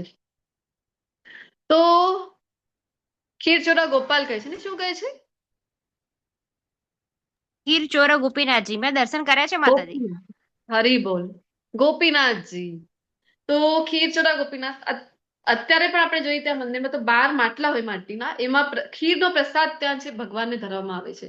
અને એ સમય ગયા હતા તો એવી સિસ્ટમ નહોતી કે પડદા બંધ છે ને ભોગ લગાવવામાં આવી રહ્યું છે. ખુલ્લા પડદા નહોતા ને ખુલ્લામાં જ ભોગ ધરવામાં આવ્યો. અને માર્જેન્દ્રપુરીની દૃષ્ટિ ગઈને એમના મનમાં વિચાર આવ્યો કે કેવી સરસ મજાની પ્રસાદ છે. અને જેવું મનમાં વિચાર આવ્યું તરત જ બીજા ક્ષણે હજી વિચાર આવ્યું, કયું કે અરે આ મારા મનમાં ખીર જોઈને મને આકર્ષણ કેમ થયું, આ તો ભગવાન હજી આરોગ્ય નથી. તો પછી એને પછતાવો કરે છે અને પછી જાય છે અને એક વૃક્ષના નીચે જઈને સુઈ જાય છે. અને ત્યાં તો મંદિરના જે પૂજારી હતા, એ ખીરચોરા ગોપીનાથ મંદિરના, એ પૂજારીના સ્વપ્નમાં ભગવાન આવે છે અને કહે છે ઉઠો ઉઠો ઉઠો, ચાલ મારા મંદિરે આવી જા ને જો મેં એક ખીરનો પાત્ર છે તે સંતાડીને રાખી દીધું છે, અને એ જા, એ લઈ લે અને જઈને ઓલા ઝાડ નીચે જો માર્જેન્દ્રપુરી સૂતા હશે એમને જઈને જગાડ અને એ પ્રસાદ એમના માટે રાખ્યું છે એમને આપી દે. પંડિતજી તો આંખ ખુલી તો વિચારમાં પડી ગયા, અરે મેં તો બધું લઈ લીધું હતું ત્યાં ધરાવીને, પછી ક્યાંથી રહી ગયું, ચલો જોઈ તો આવું.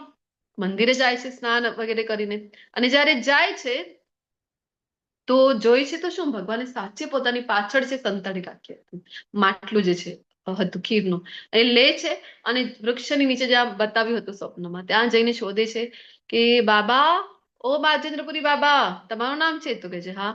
ઉઠો ઉઠો ઉઠો, આલો પ્રસાદ તમારા માટે મોકલ્યું છે. તો કે મારા માટે? કોને મોકલ્યું? તો કે છે અરે અમારા ગોપીનાથજી મોકલ્યું છે.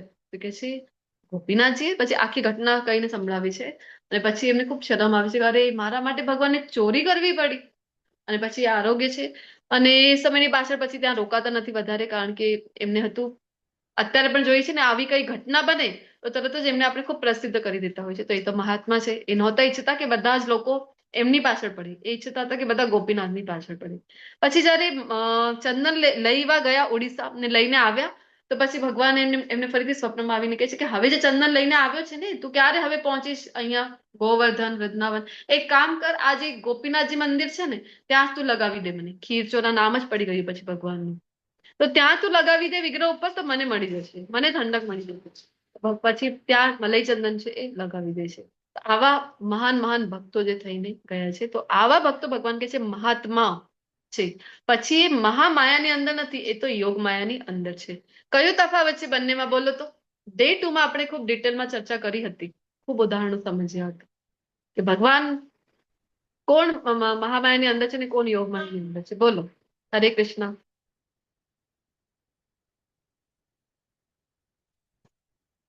કઈ યાદ છે ડે 2 નો? જે ભક્ત છે તે યોગ માયાના રક્ષણ હેઠળ હોય છે અને મહામાયા એટલે જે ભક્ત નથી તે. હા, તો આપણે બધા કઈ માયાની અંદર છીએ? આપણે માયાદેવીની બે પ્રકાર છે, એક મહામાયા, એક યોગમાયા. આપણે બધા કઈ કેટેગરીમાં, કઈ માયાદેવીના અંદર છે, આધીન છે? મહામાયાના. મહામાયા. આ ભૌતિક જગતમાં આપણે હેરાન એટલા માટે છે કારણ આપણે મહામાયાની અંદર છીએ. પરંતુ ભગવાનના ભક્તોને જ્યારે તમે જોશો ને, તો જે ભગવાનનો જે સ્વરૂપ છે ને, સચ્ચિત અને આનંદ, એ જ સ્વરૂપ પોતાના ભક્તોને જે વ્યક્તિને આપણે પ્રેમ કરીએ ને, એ વ્યક્તિ જેવા આપણે બનતા જઈએ છીએ. તો ભગવાનને જે ભક્તો ખૂબ પ્રેમ કરે છે, જે ખૂબ ભક્તિમય સેવાઓ કરે છે ને, તો ભગવાન પોતાના જે ગુણ છે, પોતાના જે ઐશ્વર્ય છે, એ બધા ભક્તોમાં આપતા જાય છે. તો ભગવાનના જે શુદ્ધ ભક્તો થઈને ગયા છે, તમે જો, તો ક્યારે પણ એમના જીવનમાં તો અનંત દુઃખો આવ્યા છે, આપણે તો કાંઈ નથી. તો અનંત દુઃખો આવ્યા છે, ભલે પછી એ મીરાબાઈ હો, પછી નરસિંહ મહેતા હો, એ સંત બોડાણા થઈને ગયા હોય, અથવા તો એ જનાબાઈ થઈને ગયા હોય, બધાના જનાબાઈના ઉપર પણ ચોરીનો આરોપ, એ પણ ભગવાનના શ્રી વિગ્રહના. એમના માટે તો વિઠ્ઠલનાથ પોતે આવતા, જે ચક્કીમાં જે લોટ છે એ દળવા માટે. તો એમના ઉપર ચોરીનો જે છે આરોપ લગાવવામાં આવે છે. વિચાર કરો, કયું દુઃખ નથી ભક્તોના જીવનમાં, પરંતુ એમના ચહેરા ઉપર, એમના જે મોઢા ઉપર સ્મિત છે ને, એ જોઈએ તો ખબર પડે છે કે સતત એ આનંદ સ્વરૂપમાં રહે છે. કારણ કે ભગવાનના ભક્તો છે ને, એ મહામાયાની આધીન નથી, યોગ માયાની આધીન હોય છે. તો ખૂબ મહત્વનો શ્લોક અહીંયા આવે છે, બીજ મંત્ર તરીકે પણ ઓળખવામાં આવે છે આ અધ્યાયનું. સતતમ કીર્તયંતો મામ યતંતશ્ચ દૃઢવ્રતા નમસ્યંતશ્ચ મામ ભક્ત્યા નિત્યયુક્તા ઉપાસતે. કે આવા મહાત્માઓ, જે ભક્તોની વાત થઈ રહી છે, મારા મહિમાનું નિત્ય કીર્તન કરતા. મેં કીધું ને કે ભગવાનના નામના જપની કાલે એક માતાજી પ્રશ્ન કરી રહ્યા હતા કે કરવું જોઈએ કે નહીં કામ કરતા કરતા ને. તો ભગવાન તો કહે છે કે મારા જે શુદ્ધ ભક્તો છે, જે મહાત્માઓ છે, જે મને અતિ પ્રિય છે, આવા ભક્તો તો ક્યારે નામ લે છે? તો એવું કોઈ ક્ષણ છે જ નહીં એમના જીવનમાં કે નામ જપ નહીં કરતા હોય, અથવા તો મારું સ્મરણ નહીં કરતા હોય. એ તો સતતમ કીર્તયંતો મામ, ભગવાન કહે છે સતત મારું કીર્તન કરે છે, દૃઢ સંકલ્પ પૂર્વક પ્રયાસ કરે છે, મને નમસ્કાર કરે છે, તથા ભક્તિ ભાવે નિરંતર મને જ ભજે છે. તો ઇસ્કોન જે બધું ફોલો કરે છે, આપણે ઇસ્કોન જે કઈ રૂલ્સ ફોલો કરી છે, એ સાધના ભક્તિ આ જ છે જે ભગવાન આ શ્લોકના આધારે કહે છે. શું કામ 16 માળા મિનિમમ કહેવામાં આવે છે? ભગવાન તો સતત કહી રહ્યા છે, પરંતુ શિલા પ્રભુપાદજી આપણને 16 માળા કીધી છે. પછી કે દૃઢ સંકલ્પપૂર્વક પ્રયાસ. ના, આજે મેં ડિસાઈડ કરી છે ને રોજની 1 માળા તમારે કરવી જ છે, તો આપણા હાથમાં શું છે? પ્રયત્ન કરવો, ઈચ્છા દર્શાવવી. પછી પૂર્ણ કરવી, એ તો ભગવાનના હાથમાં છે. આપણે ઈચ્છા કરી શકીએ ને પ્રયત્ન કરી શકીએ કે ના, તો ભલે ને રાતના 12 વાગી ગયા છે, પરંતુ આજની માળા બાકી છે ને, જરૂર હું પૂર્ણ કરીશ. તો આવું દૃઢ નીચે બતાવીએ ને, તો ભગવાન અવશ્ય કૃપા કરે છે. અને ભગવાને નમસ્કારનું ખૂબ મહત્વ છે, એક સાયન્સ છે આખું નમસ્કારની પાછળ. ભક્તિ ભાવે સતત મને ભજે છે, નિરંતર મને ભજે છે. તો ભગવાનના ભક્તો ઇસ્કોનમાં તમે જો કોઈ પણ કીર્તન જોઈ લેજો, તો તમને ખ્યાલ આવશે. આપણે તો લાગશે અરે આ ભક્તોના લાઈફમાં કોઈ પ્રોબ્લેમ છે કે નથી, વધારે છે ઉલટાનું. ભક્તિમાં તમે આવ્યા છો ને, તો આમ ધારી લો કે પ્રોબ્લેમ જતા રહેશે એવું નથી. ઉલટાનું હું કહું છું, શરૂઆતમાં તો વધારે આવશે, કારણ કે માયાદેવી પરીક્ષા લે છે. પણ આપણે જો દૃઢ નિશ્ચય છે, ભગવાનના આશ્રિત છે ને, તો પછી બધું ભગવાન છે એ જોઈ લે છે. ભગવાન ક્યારે આપણને પડવા દેતા નથી. તો ભગવાનના ભક્તો સતત આનંદમાં આપણને જોવા મળે છે.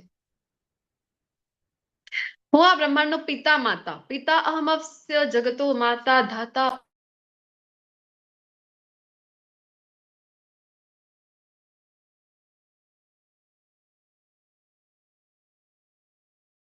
હરે કૃષ્ણ. તો ભગવાન કહે છે કે હું કોણ છું? તો બ્રહ્માંડનો પિતા, માતા, આશ્રિત હતા તથા પિતામહ છું. હું જ્ઞાનનો વિષય છું, વિશુદ્ધિ કરતા, તથા હું ઓમકાર છું. આની પહેલા પણ આપણે 8મા અધ્યાયમાં ગઈકાલે જોયું ને, પ્રણવ સર્વવેદેશુ. તો ઋગ્વેદ, સામવેદ તથા યજુર્વેદ પણ છું, કારણ કે ચોથો વેદ જે છે અથર્વવેદ પાછળથી એડ થયું હતું. તો ભગવાન કહે છે કે બધું જે કઈ છે, જે જ્ઞાનનો વિષય છે, એ જ હું છું. હે અર્જુન, હું ઉષ્ણતા આપું છું અને હું જ વરસાદને રોકી રાખું છું તથા મોકલું છું. હું અમરત્વ છું અને સાક્ષાત મૃત્યુ પણ હું જ છું.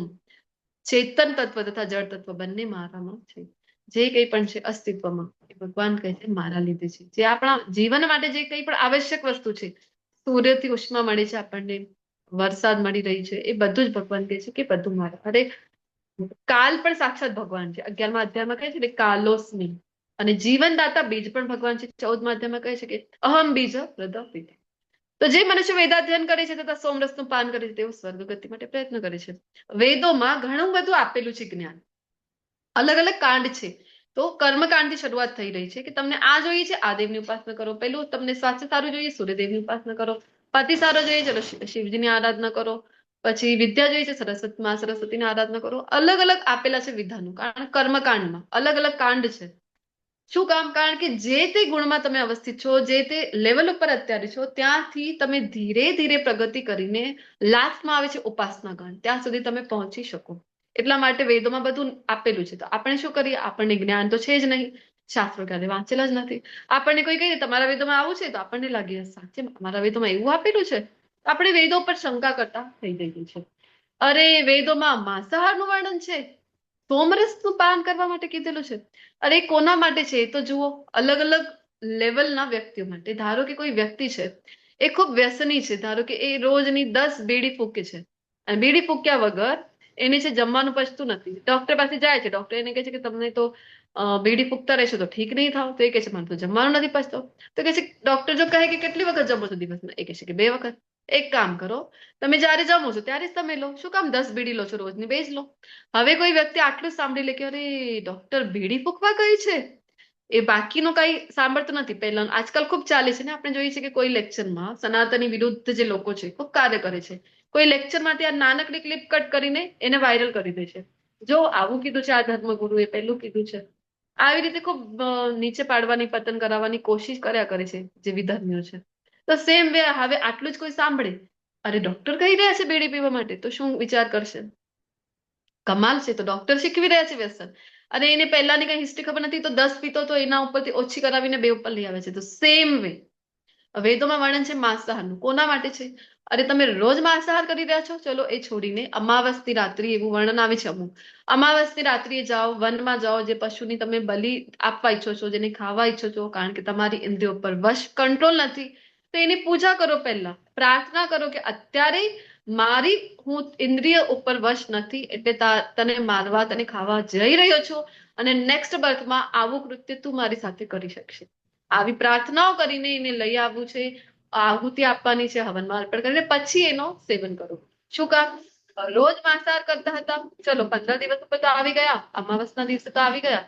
તો આવું કરતા કરતા ધીરે ધીરે વેદોના માર્ગદર્શનથી ધીરે ધીરે કર્મકાંડથી આગળની જે કાંડ છે એમાં આવીને ધીરે ધીરે એ કરતો કરતો ઉપાસના કાંડ સુધી પહોંચે.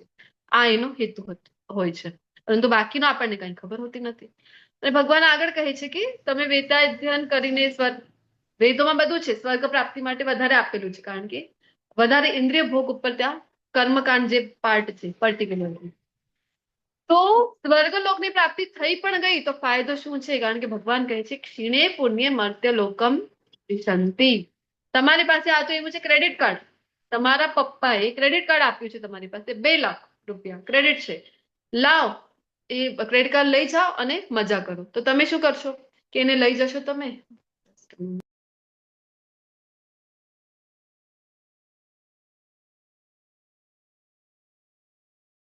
હરે કૃષ્ણ. તો તમે ક્રેડિટ કાર્ડ લઈને નીકળી પડ્યા છો, દિલ્હી ગયા, મુંબઈ ગયા, બધી જગ્યાએ હરવા ફરવા ગયા, મોલમાં ગયા, રેસ્ટોરન્ટમાં ગયા, બધી જગ્યાએ ખર્ચો કર્યો, ખૂબ શોપિંગ કરી. એવું કોઈક તો સમય આવશે કે 2 લાખ ખતમ થઈ ગયા, બેલેન્સ 0 થઈ ગયો. તો શું કરશો? કોણ તમને ઉભો રાખશે પૈસા વગર? તો ફરીથી પપ્પા પાસે જઈએ કે નહીં? સેમ વે આ પુણ્યનું બેલેન્સ છે ત્યાં સુધી ઉચ્ચ લોક. આખું આ ચક્ર છે. મેરીગો રાઉન્ડ છે ને, મેળામાં આપણે જતા હોય છે ત્યારે ચક્કરડું કહેવાય છે ને એને, અથવા તો સાયકલ છે જે ઢલાન છે એ આવે છે, ફરીથી ચઢાવ આવે છે. સતત આ જે છે ઉચ્ચલોક નિમ્નલોકની પ્રાપ્તિ થયા કરે છે. જ્યાં સુધી બેલેન્સ છે ઉચ્ચલોક ભોગવો, બેલેન્સ ખતમ, ફરીથી અહીં આવી જાઓ. અનન્ય ચિંતયંતો મામ યે જના પર્યુપાસતે તેષામ નિત્યાભિયુક્તાનામ યોગક્ષેમમ વહામ્યહમ. LIC પોલિસીનો જે સ્લોગન છે યોગક્ષેમમ વહામ્યહમ, બધું ભગવદ ગીતાથી લેતા હોય છે. તો ભગવદ ગીતાને હાઇલાઇટ નથી કરતા, પરંતુ લે છે બધું અહીંયાથી જ જ્ઞાન. બધા ચોર કહેવાય છે. તો LIC શ્લોક તરીકે પણ ફેમસ છે આ જે શ્લોક છે એ. ભગવાન કહે છે કે જે લોકો અનન્ય ભાવે મારા દિવ્ય સ્વરૂપને સદા ચિંતન કરતા રહી મને ભજે છે તેમની જરૂરિયાતોની હું પૂર્તિ કરું છું તથા તેમની પાસે જે છે તેનું રક્ષણ કરું છું. ખૂબ મહત્વની વાત છે યોગક્ષેમમ વહામ્યહમ. જિંદગી કે સાથ ભી જિંદગી કે બાદ ભી સાંભળી છે ને આપણે. તો અત્યારે જે છે એનું રક્ષણ કરે છે, જેની જરૂરત છે એ આપે છે. અને એવું નહીં, ધ્રુવ મહારાજનું એક ઉદાહરણ આપણે જોઈ ગયા હતા. અહીંયા પણ બધું આપે છે અને મૃત્યુની પાછળ પણ ભગવાન છે, સનાતન ધામ પણ પોતાનું આપે છે. ખૂબ સુંદર ઘટના આવી છે. અર્જુન આચાર્ય કરીને એક આચાર્ય થઈ ગયા છે. એ એમની પરિસ્થિતિ બ્રાહ્મણ હતા, તો એમની પરિસ્થિતિ એટલી સારી નહોતી. તો શું કરતા હતા કે કોઈ દિવસ એવું જાય કે ખાવા માટે પણ ઘરમાં કઈ નથી. તે ભગવદ્ ગીતાનું નિયમિત પઠન કરતા. અને જ્યારે આ શ્લોક આવતો ને 9.22, તો એમને વિચાર થતો કે ભગવાન કહે તો છે યોગક્ષેમમ વહામ્યહમ, પણ તો કરતા નથી. ચાલ છેકી દઉં આ લાઈનને. પેન લે છે, છેકી દે છે. પછી એક ઘટના બને છે, એમના ઘરે બે બાળકો આવે છે એક દિવસ. એ સ્નાન કરવા જાય છે, જ્યારે છેકી રાખ્યું ને એ સમય સ્નાન કરવા જાય છે ને એમની ઘરે બે બાળકો આવે છે ને આટલી બધી સામગ્રી લઈને આવે છે, બધું ભોજનની કાચું સીધું ને બધું ફળ ફ્રૂટ વેજીટેબલ બધું લઈ આવે છે. અને જઈને એમના પત્નીને આપે છે. ને એમના પત્ની પૂછે છે આ બધું શું છે અને તમે કોણ છો? તો એ કહે છે કે આ બધું તો અમારા ગુરુજીએ મોકલ્યું છે અને અમે એમના શિષ્યો છે. તો કહે છે કોણ ગુરુ કોણ શિષ્ય? એ કહે છે અરે તમારા પતિ અમારા ગુરુ, અમે એમના શિષ્યો છીએ. તો એમના પત્ની વિચાર કરે છે અચ્છા, મારા પતિ ક્યારે મને કીધું નથી કે એમના શિષ્યો છે. કહે છે કે અચ્છા. તો એ પૂછે છે ક્યાં મૂક્યા અમે માતા? તો એ કહે છે અહીંયા આવીને મૂકી દો. જગ્યા બતાવી છે ત્યાં બંને બાળકો જેવું સામાન મૂકવા નીચે નમે છે. તો એ જે પત્ની હતા એમના, એટલે કે અર્જુન આચાર્યજીના, એ જોઈ છે તો શું બંને બાળકોના ખભા ઉપર સોટીથી મારેલું હોય તો કેવા નિશાન પડેલા હોય, એવા નિશાનો પડેલા હતા. તો એમને પૂછે છે અરે તમે કેટલા સુકોમળ છો, તમને કોણ આવી નિર્દયતાથી માર્યા છે? તો એ કહે છે કે એ તો રહેવા દો માતા, તમે એ રહેવા દો. તો કહે છે ના ના કહો તો ખરા કોણે માર્યા છે? તો કહે છે એ તો અમારા ગુરુ, એટલે કે તમારા પતિ માર્યું છે અમને. કહે છે અચ્છા, આવવા દો એમને ઘરે, આજે શું તો ઠીક કરીશ. બંને બાળકો જતા રહે છે પ્રણામ કરીને અને પછી આવે છે એમના પતિને કહે છે આખો દિવસ ભગવદ્ ગીતાનું વાંચન કરો છો, આખો દિવસ શાસ્ત્ર અધ્યયન કરો છો અને તમે આવું કૃત્ય દુષ્કૃત્ય કરી શકો છો? હું તો માનતી નથી, મને તો વિશ્વાસ નથી થતો. એમના પતિ વિચારમાં પડી જાય છે આ બધું શું બોલી જાય છે, શું કર્યું છે ને એ તો જણાવો. તો એ કહે છે કે આટલા તમારા સુકોમળ શિષ્યો, આટલા સુંદર, આટલા સુકોમળ, એમને આવી રીતે મારે? પછી કયા ઉભી રહી કયા શિષ્યો કોની વાત કરે છે? તો આખી ઘટનાનું વર્ણન કરે છે એમના પતિને. ત્યારે પછી એ વિચાર કરે છે. તો કહે છે કે કેવા હતા બંને બાળકો, કે તો મને. તો બધું જણાવે છે કે આટલા સુંદર હતા, આટલા સુકોમળ હતા, અરે આવા સુંદર આભૂષણ પહેરેલા હતા. એકનું વર્ણ તો એકદમ ગૌર વર્ણ હતું, સુવર્ણ જેવું ગૌર વર્ણ. અને બીજા હતા એ તો શ્યામ વર્ણ, કેટલા સુંદર હતા. તો ત્યારે એમના પતિને ક્લિક થાય છે અને એ ફટાફટ ભગવદ્ ગીતા ખોલે છે કે જ્યાં છેક માર્યો હતો ને, છેકી રાખી હતી લાઈન, અને ખોલે છે ને જોઈ છે તો શું કે જે છેક માર્યો હતો ને, કટ કરી હતી લાઈન, એ લાઈન જ ગાયબ હતી. અને ભગવાન જે કહે છે ત્યારે એમને વિશ્વાસ થાય છે કે ના, ભગવાન જે કહે છે એ કરે પણ છે. યોગક્ષેમમ વહામ્યહમ, બધું ભગવાન આપે છે. આપણી શ્રદ્ધા ક્યાંક ને ક્યાંક ખોટે છે ભગવાન. તો ખૂબ સુંદર શ્લોક છે. બધાને લાગે છે કે અરે ભગવાનને તમે કહો છો કે ભગવાનને ભોગ અર્પણ લગાવો, ભોગ લગાવો, ભગવાન સ્વીકાર કરે છે ખરા? આનું ઉત્તર આ શ્લોકમાં આપી રહ્યા છે. પત્રમ પુષ્પમ ફલમ તોયમ યો મે ભક્ત્યા પ્રયચ્છતિ તદહમ ભક્તિ ઉપરિતમ અશ્નામી પ્રયતાત્મનઃ. કે જો કોઈ મનુષ્ય પ્રેમ તથા ભક્તિપૂર્વક, બે વખત એક શબ્દ રિપીટ થયું છે, કયો? ભક્તિ. ભક્તિ, કારણ કે ભગવાન ભાવના ભૂક્યા છે, ભગવાન આપણા પ્રેમના ભક્તિના ભૂક્યા છે. ઘણા લોકોને થાય કે અરે તમારા ઠાકોરજીની સેવા ખૂબ અઘરી છે, આવા 56 ભોગ ધરાવો, આવો રાજભોગ ધરાવો. તો ભગવાનની સેવા ખૂબ સરળ છે. એ તો ઠાકોરજી પ્રત્યે ભક્તોનો પ્રેમ છે કે એ ઈચ્છે છે કે બેસ્ટ થી બેસ્ટ. જેને આપણે પ્રેમ કરીએ ને તો એના માટે આપણે લાગે છે કે હું શું નિછાવર કરી દઉં પ્રિયતમ માટે. ભૌતિક જગતમાં પણ કોઈને પ્રેમ કરી તો આવું વિચારીએ આપણે. આ તો આપણા ભગવાન શ્રી કૃષ્ણ ઠાકોરજીની વાત થઈ રહી છે. તો એ તો ભક્તોનો ભાવ છે કે બધું અર્પણ કરી દેતા હોય છે. તો અહીંયા ભગવાન કહે છે કે મને પ્રેમપૂર્વક જો કોઈ ભક્ત પત્ર એટલે તુલસી દળ આપી દો, અથવા તો કહે છે કે પુષ્પ આપી દો, ફૂલ ચડાવી દો. આપણે કહીએ ના, તુલસીની સેવા અમે તો કરતા નથી, પુષ્પ તો હશે તમારા આંગણામાં. તો કોઈ કહે કે ના, પુષ્પ નથી અમારી આંગણામાં. તો ફલ તો ખાતા હશો કે નહીં? તમે સીઝન મુજબ ફલ લાવતા હશો ને તમારા ઘરમાં. આપણે કહીએ ના બહુ મોંઘા છે ફળ, અમે નથી ખાતા. તો ભગવાન કહે છે અચ્છા, જલ તો પીતા હશો કે નહીં? જલ પીવો છો ને, કેટલી પણ ગરીબ પરિસ્થિતિ હોય, કેવી પણ પરિસ્થિતિ હોય, જલ તો આપણે સેવન કરીએ છીએ કે નહીં?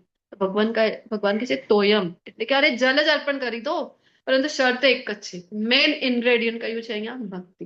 ભક્તિપૂર્વક અર્પણ કરતો ભગવાન કહે છે અશ્નામી, કે હું તેનો સ્વીકાર કરું છું. તો આપણે ઇસ્કોનમાં જે કરીએ ભોગ ધરાવીએ છીએ, શું કામ? કારણ કે ભગવાન આ શ્લોકના બેસ ઉપર ઘણા સંપ્રદાયમાં ધરાવવામાં આવે છે, પરંતુ બીજા શ્લોકના આધારે કે યજ્ઞશિષ્ટ સિન સંતો, કે ભયના કારણે જો તમે અર્પણ નહીં કરો તો તમે પાપ ખાઓ છો. ઇસ્કોનમાં આપણે જે ધરાવીએ છીએ, જે આચાર્ય આપણે જણાવે છે, આ શ્લોક છે કે ભક્તિપૂર્વક પ્રેમપૂર્વક આપણે ભગવાનને પ્રેમ કરીએ છીએ, એટલે આપણે ભગવાનને ધરાવી રહ્યા છે. તો બીજું કાંઈ નહીં, ભગવાને જો જેને જે ભાવપૂર્વક અર્પણ કર્યું છે, ભગવાને સ્વીકાર કર્યું છે. સુદામાજી તંદુલ લાવ્યા હતા, ભગવાને ખાધા કે નહીં? કાચા તંદુલ, વિચાર કરો તમે.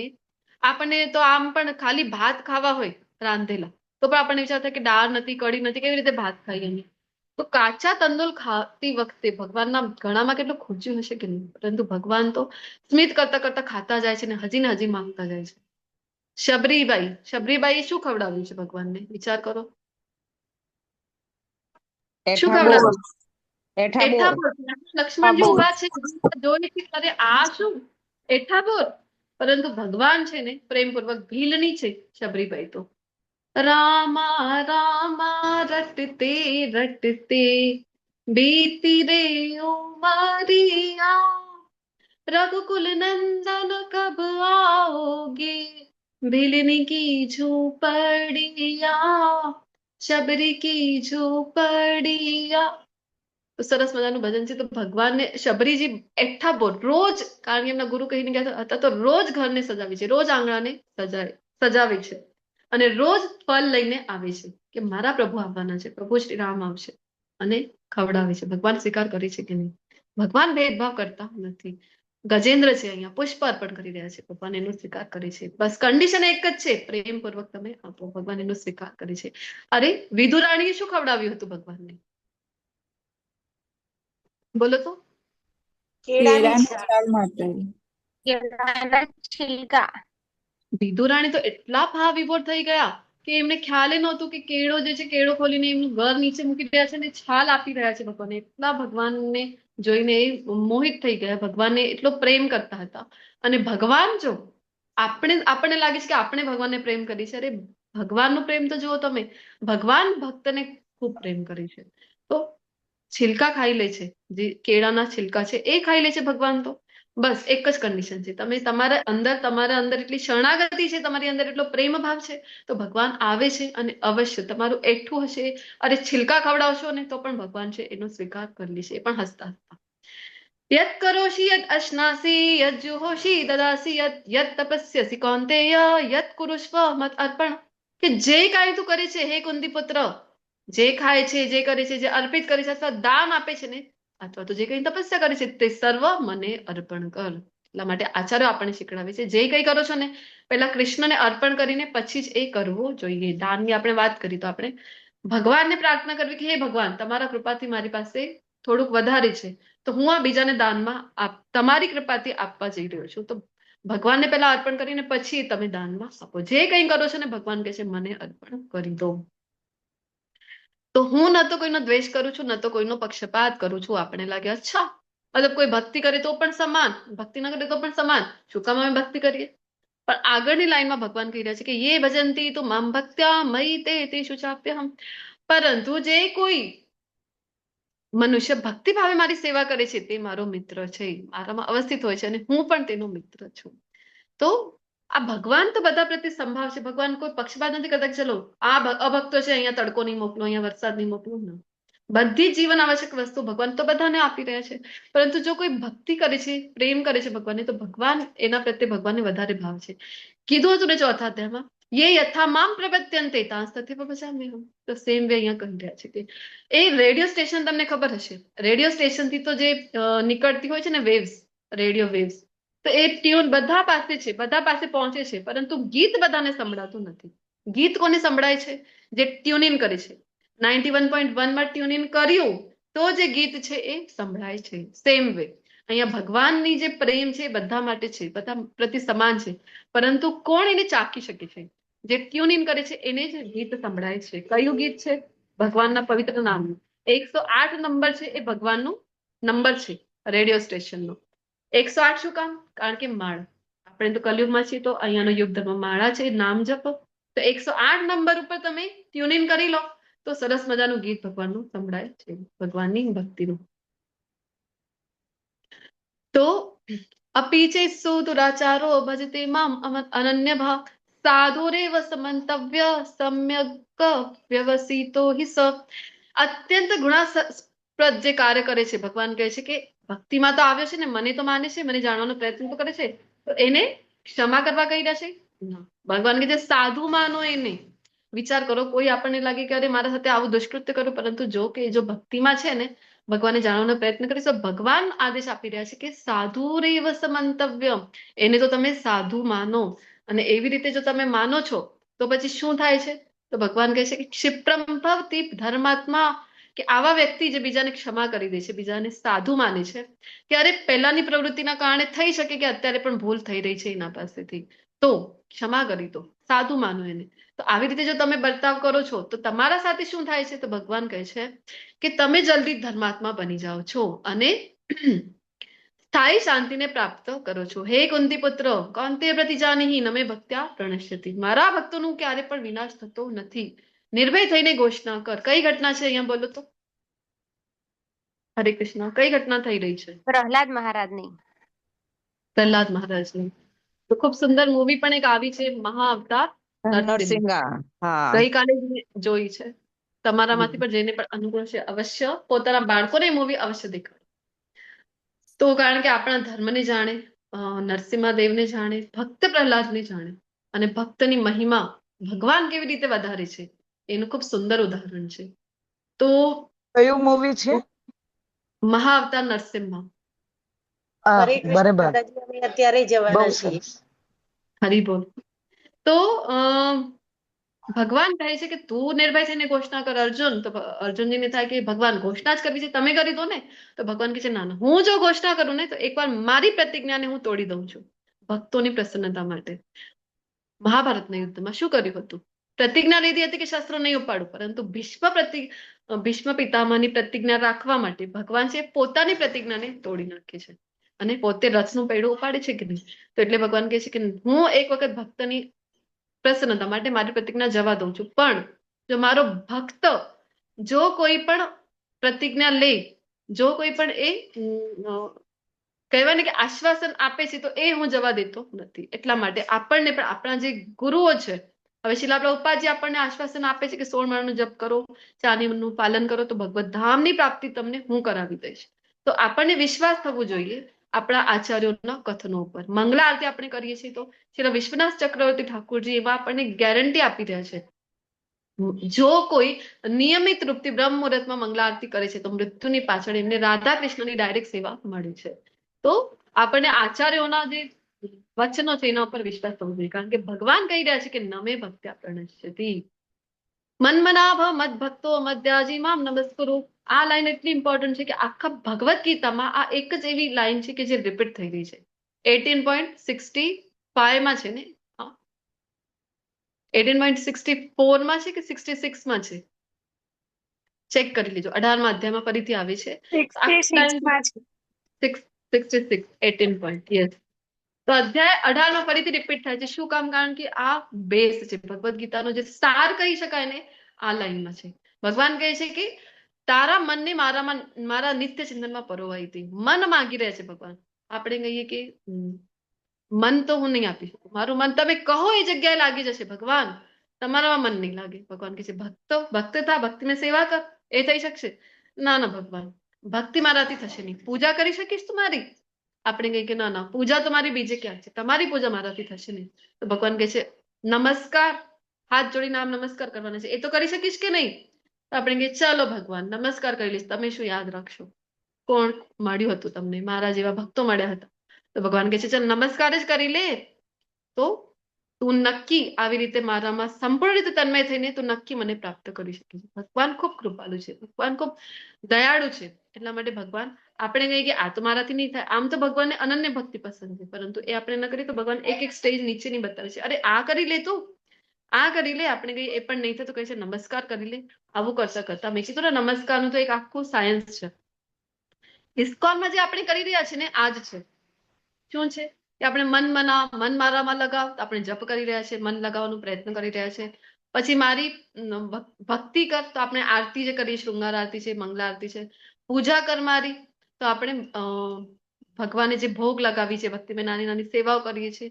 અને પછી કીધું છે નમસ્કાર. તો જ્યારે જ્યારે ભગવાનના શ્રી વિગ્રહના સમક્ષ આપણે જઈએ, તમારા ઘરમાં પણ જ્યારે જ્યારે મંદિરની સમક્ષ જાઓ છો, અવશ્ય ભગવાનને, પ્રભુજીઓ છે તો દંડવત પ્રણામ કરવા જોઈએ, અને માતાજીઓ છે તો પાંચાંગ પ્રણામ અવશ્ય કરવા જોઈએ. નમસ્કારનો આખો એક સાયન્સ છે. શરણાગતિનો એક ખૂબ આની પાછળનું ગૂઢ વિજ્ઞાન છે.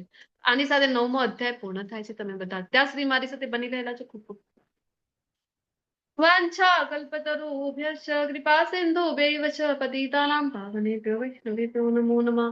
હરે કૃષ્ણ કૃષ્ણ કૃષ્ણ હરે હરે, હરે રામ હરે રામ રામ રામ હરે હરે. હરે હરે કૃષ્ણ કૃષ્ણ. માતાજી.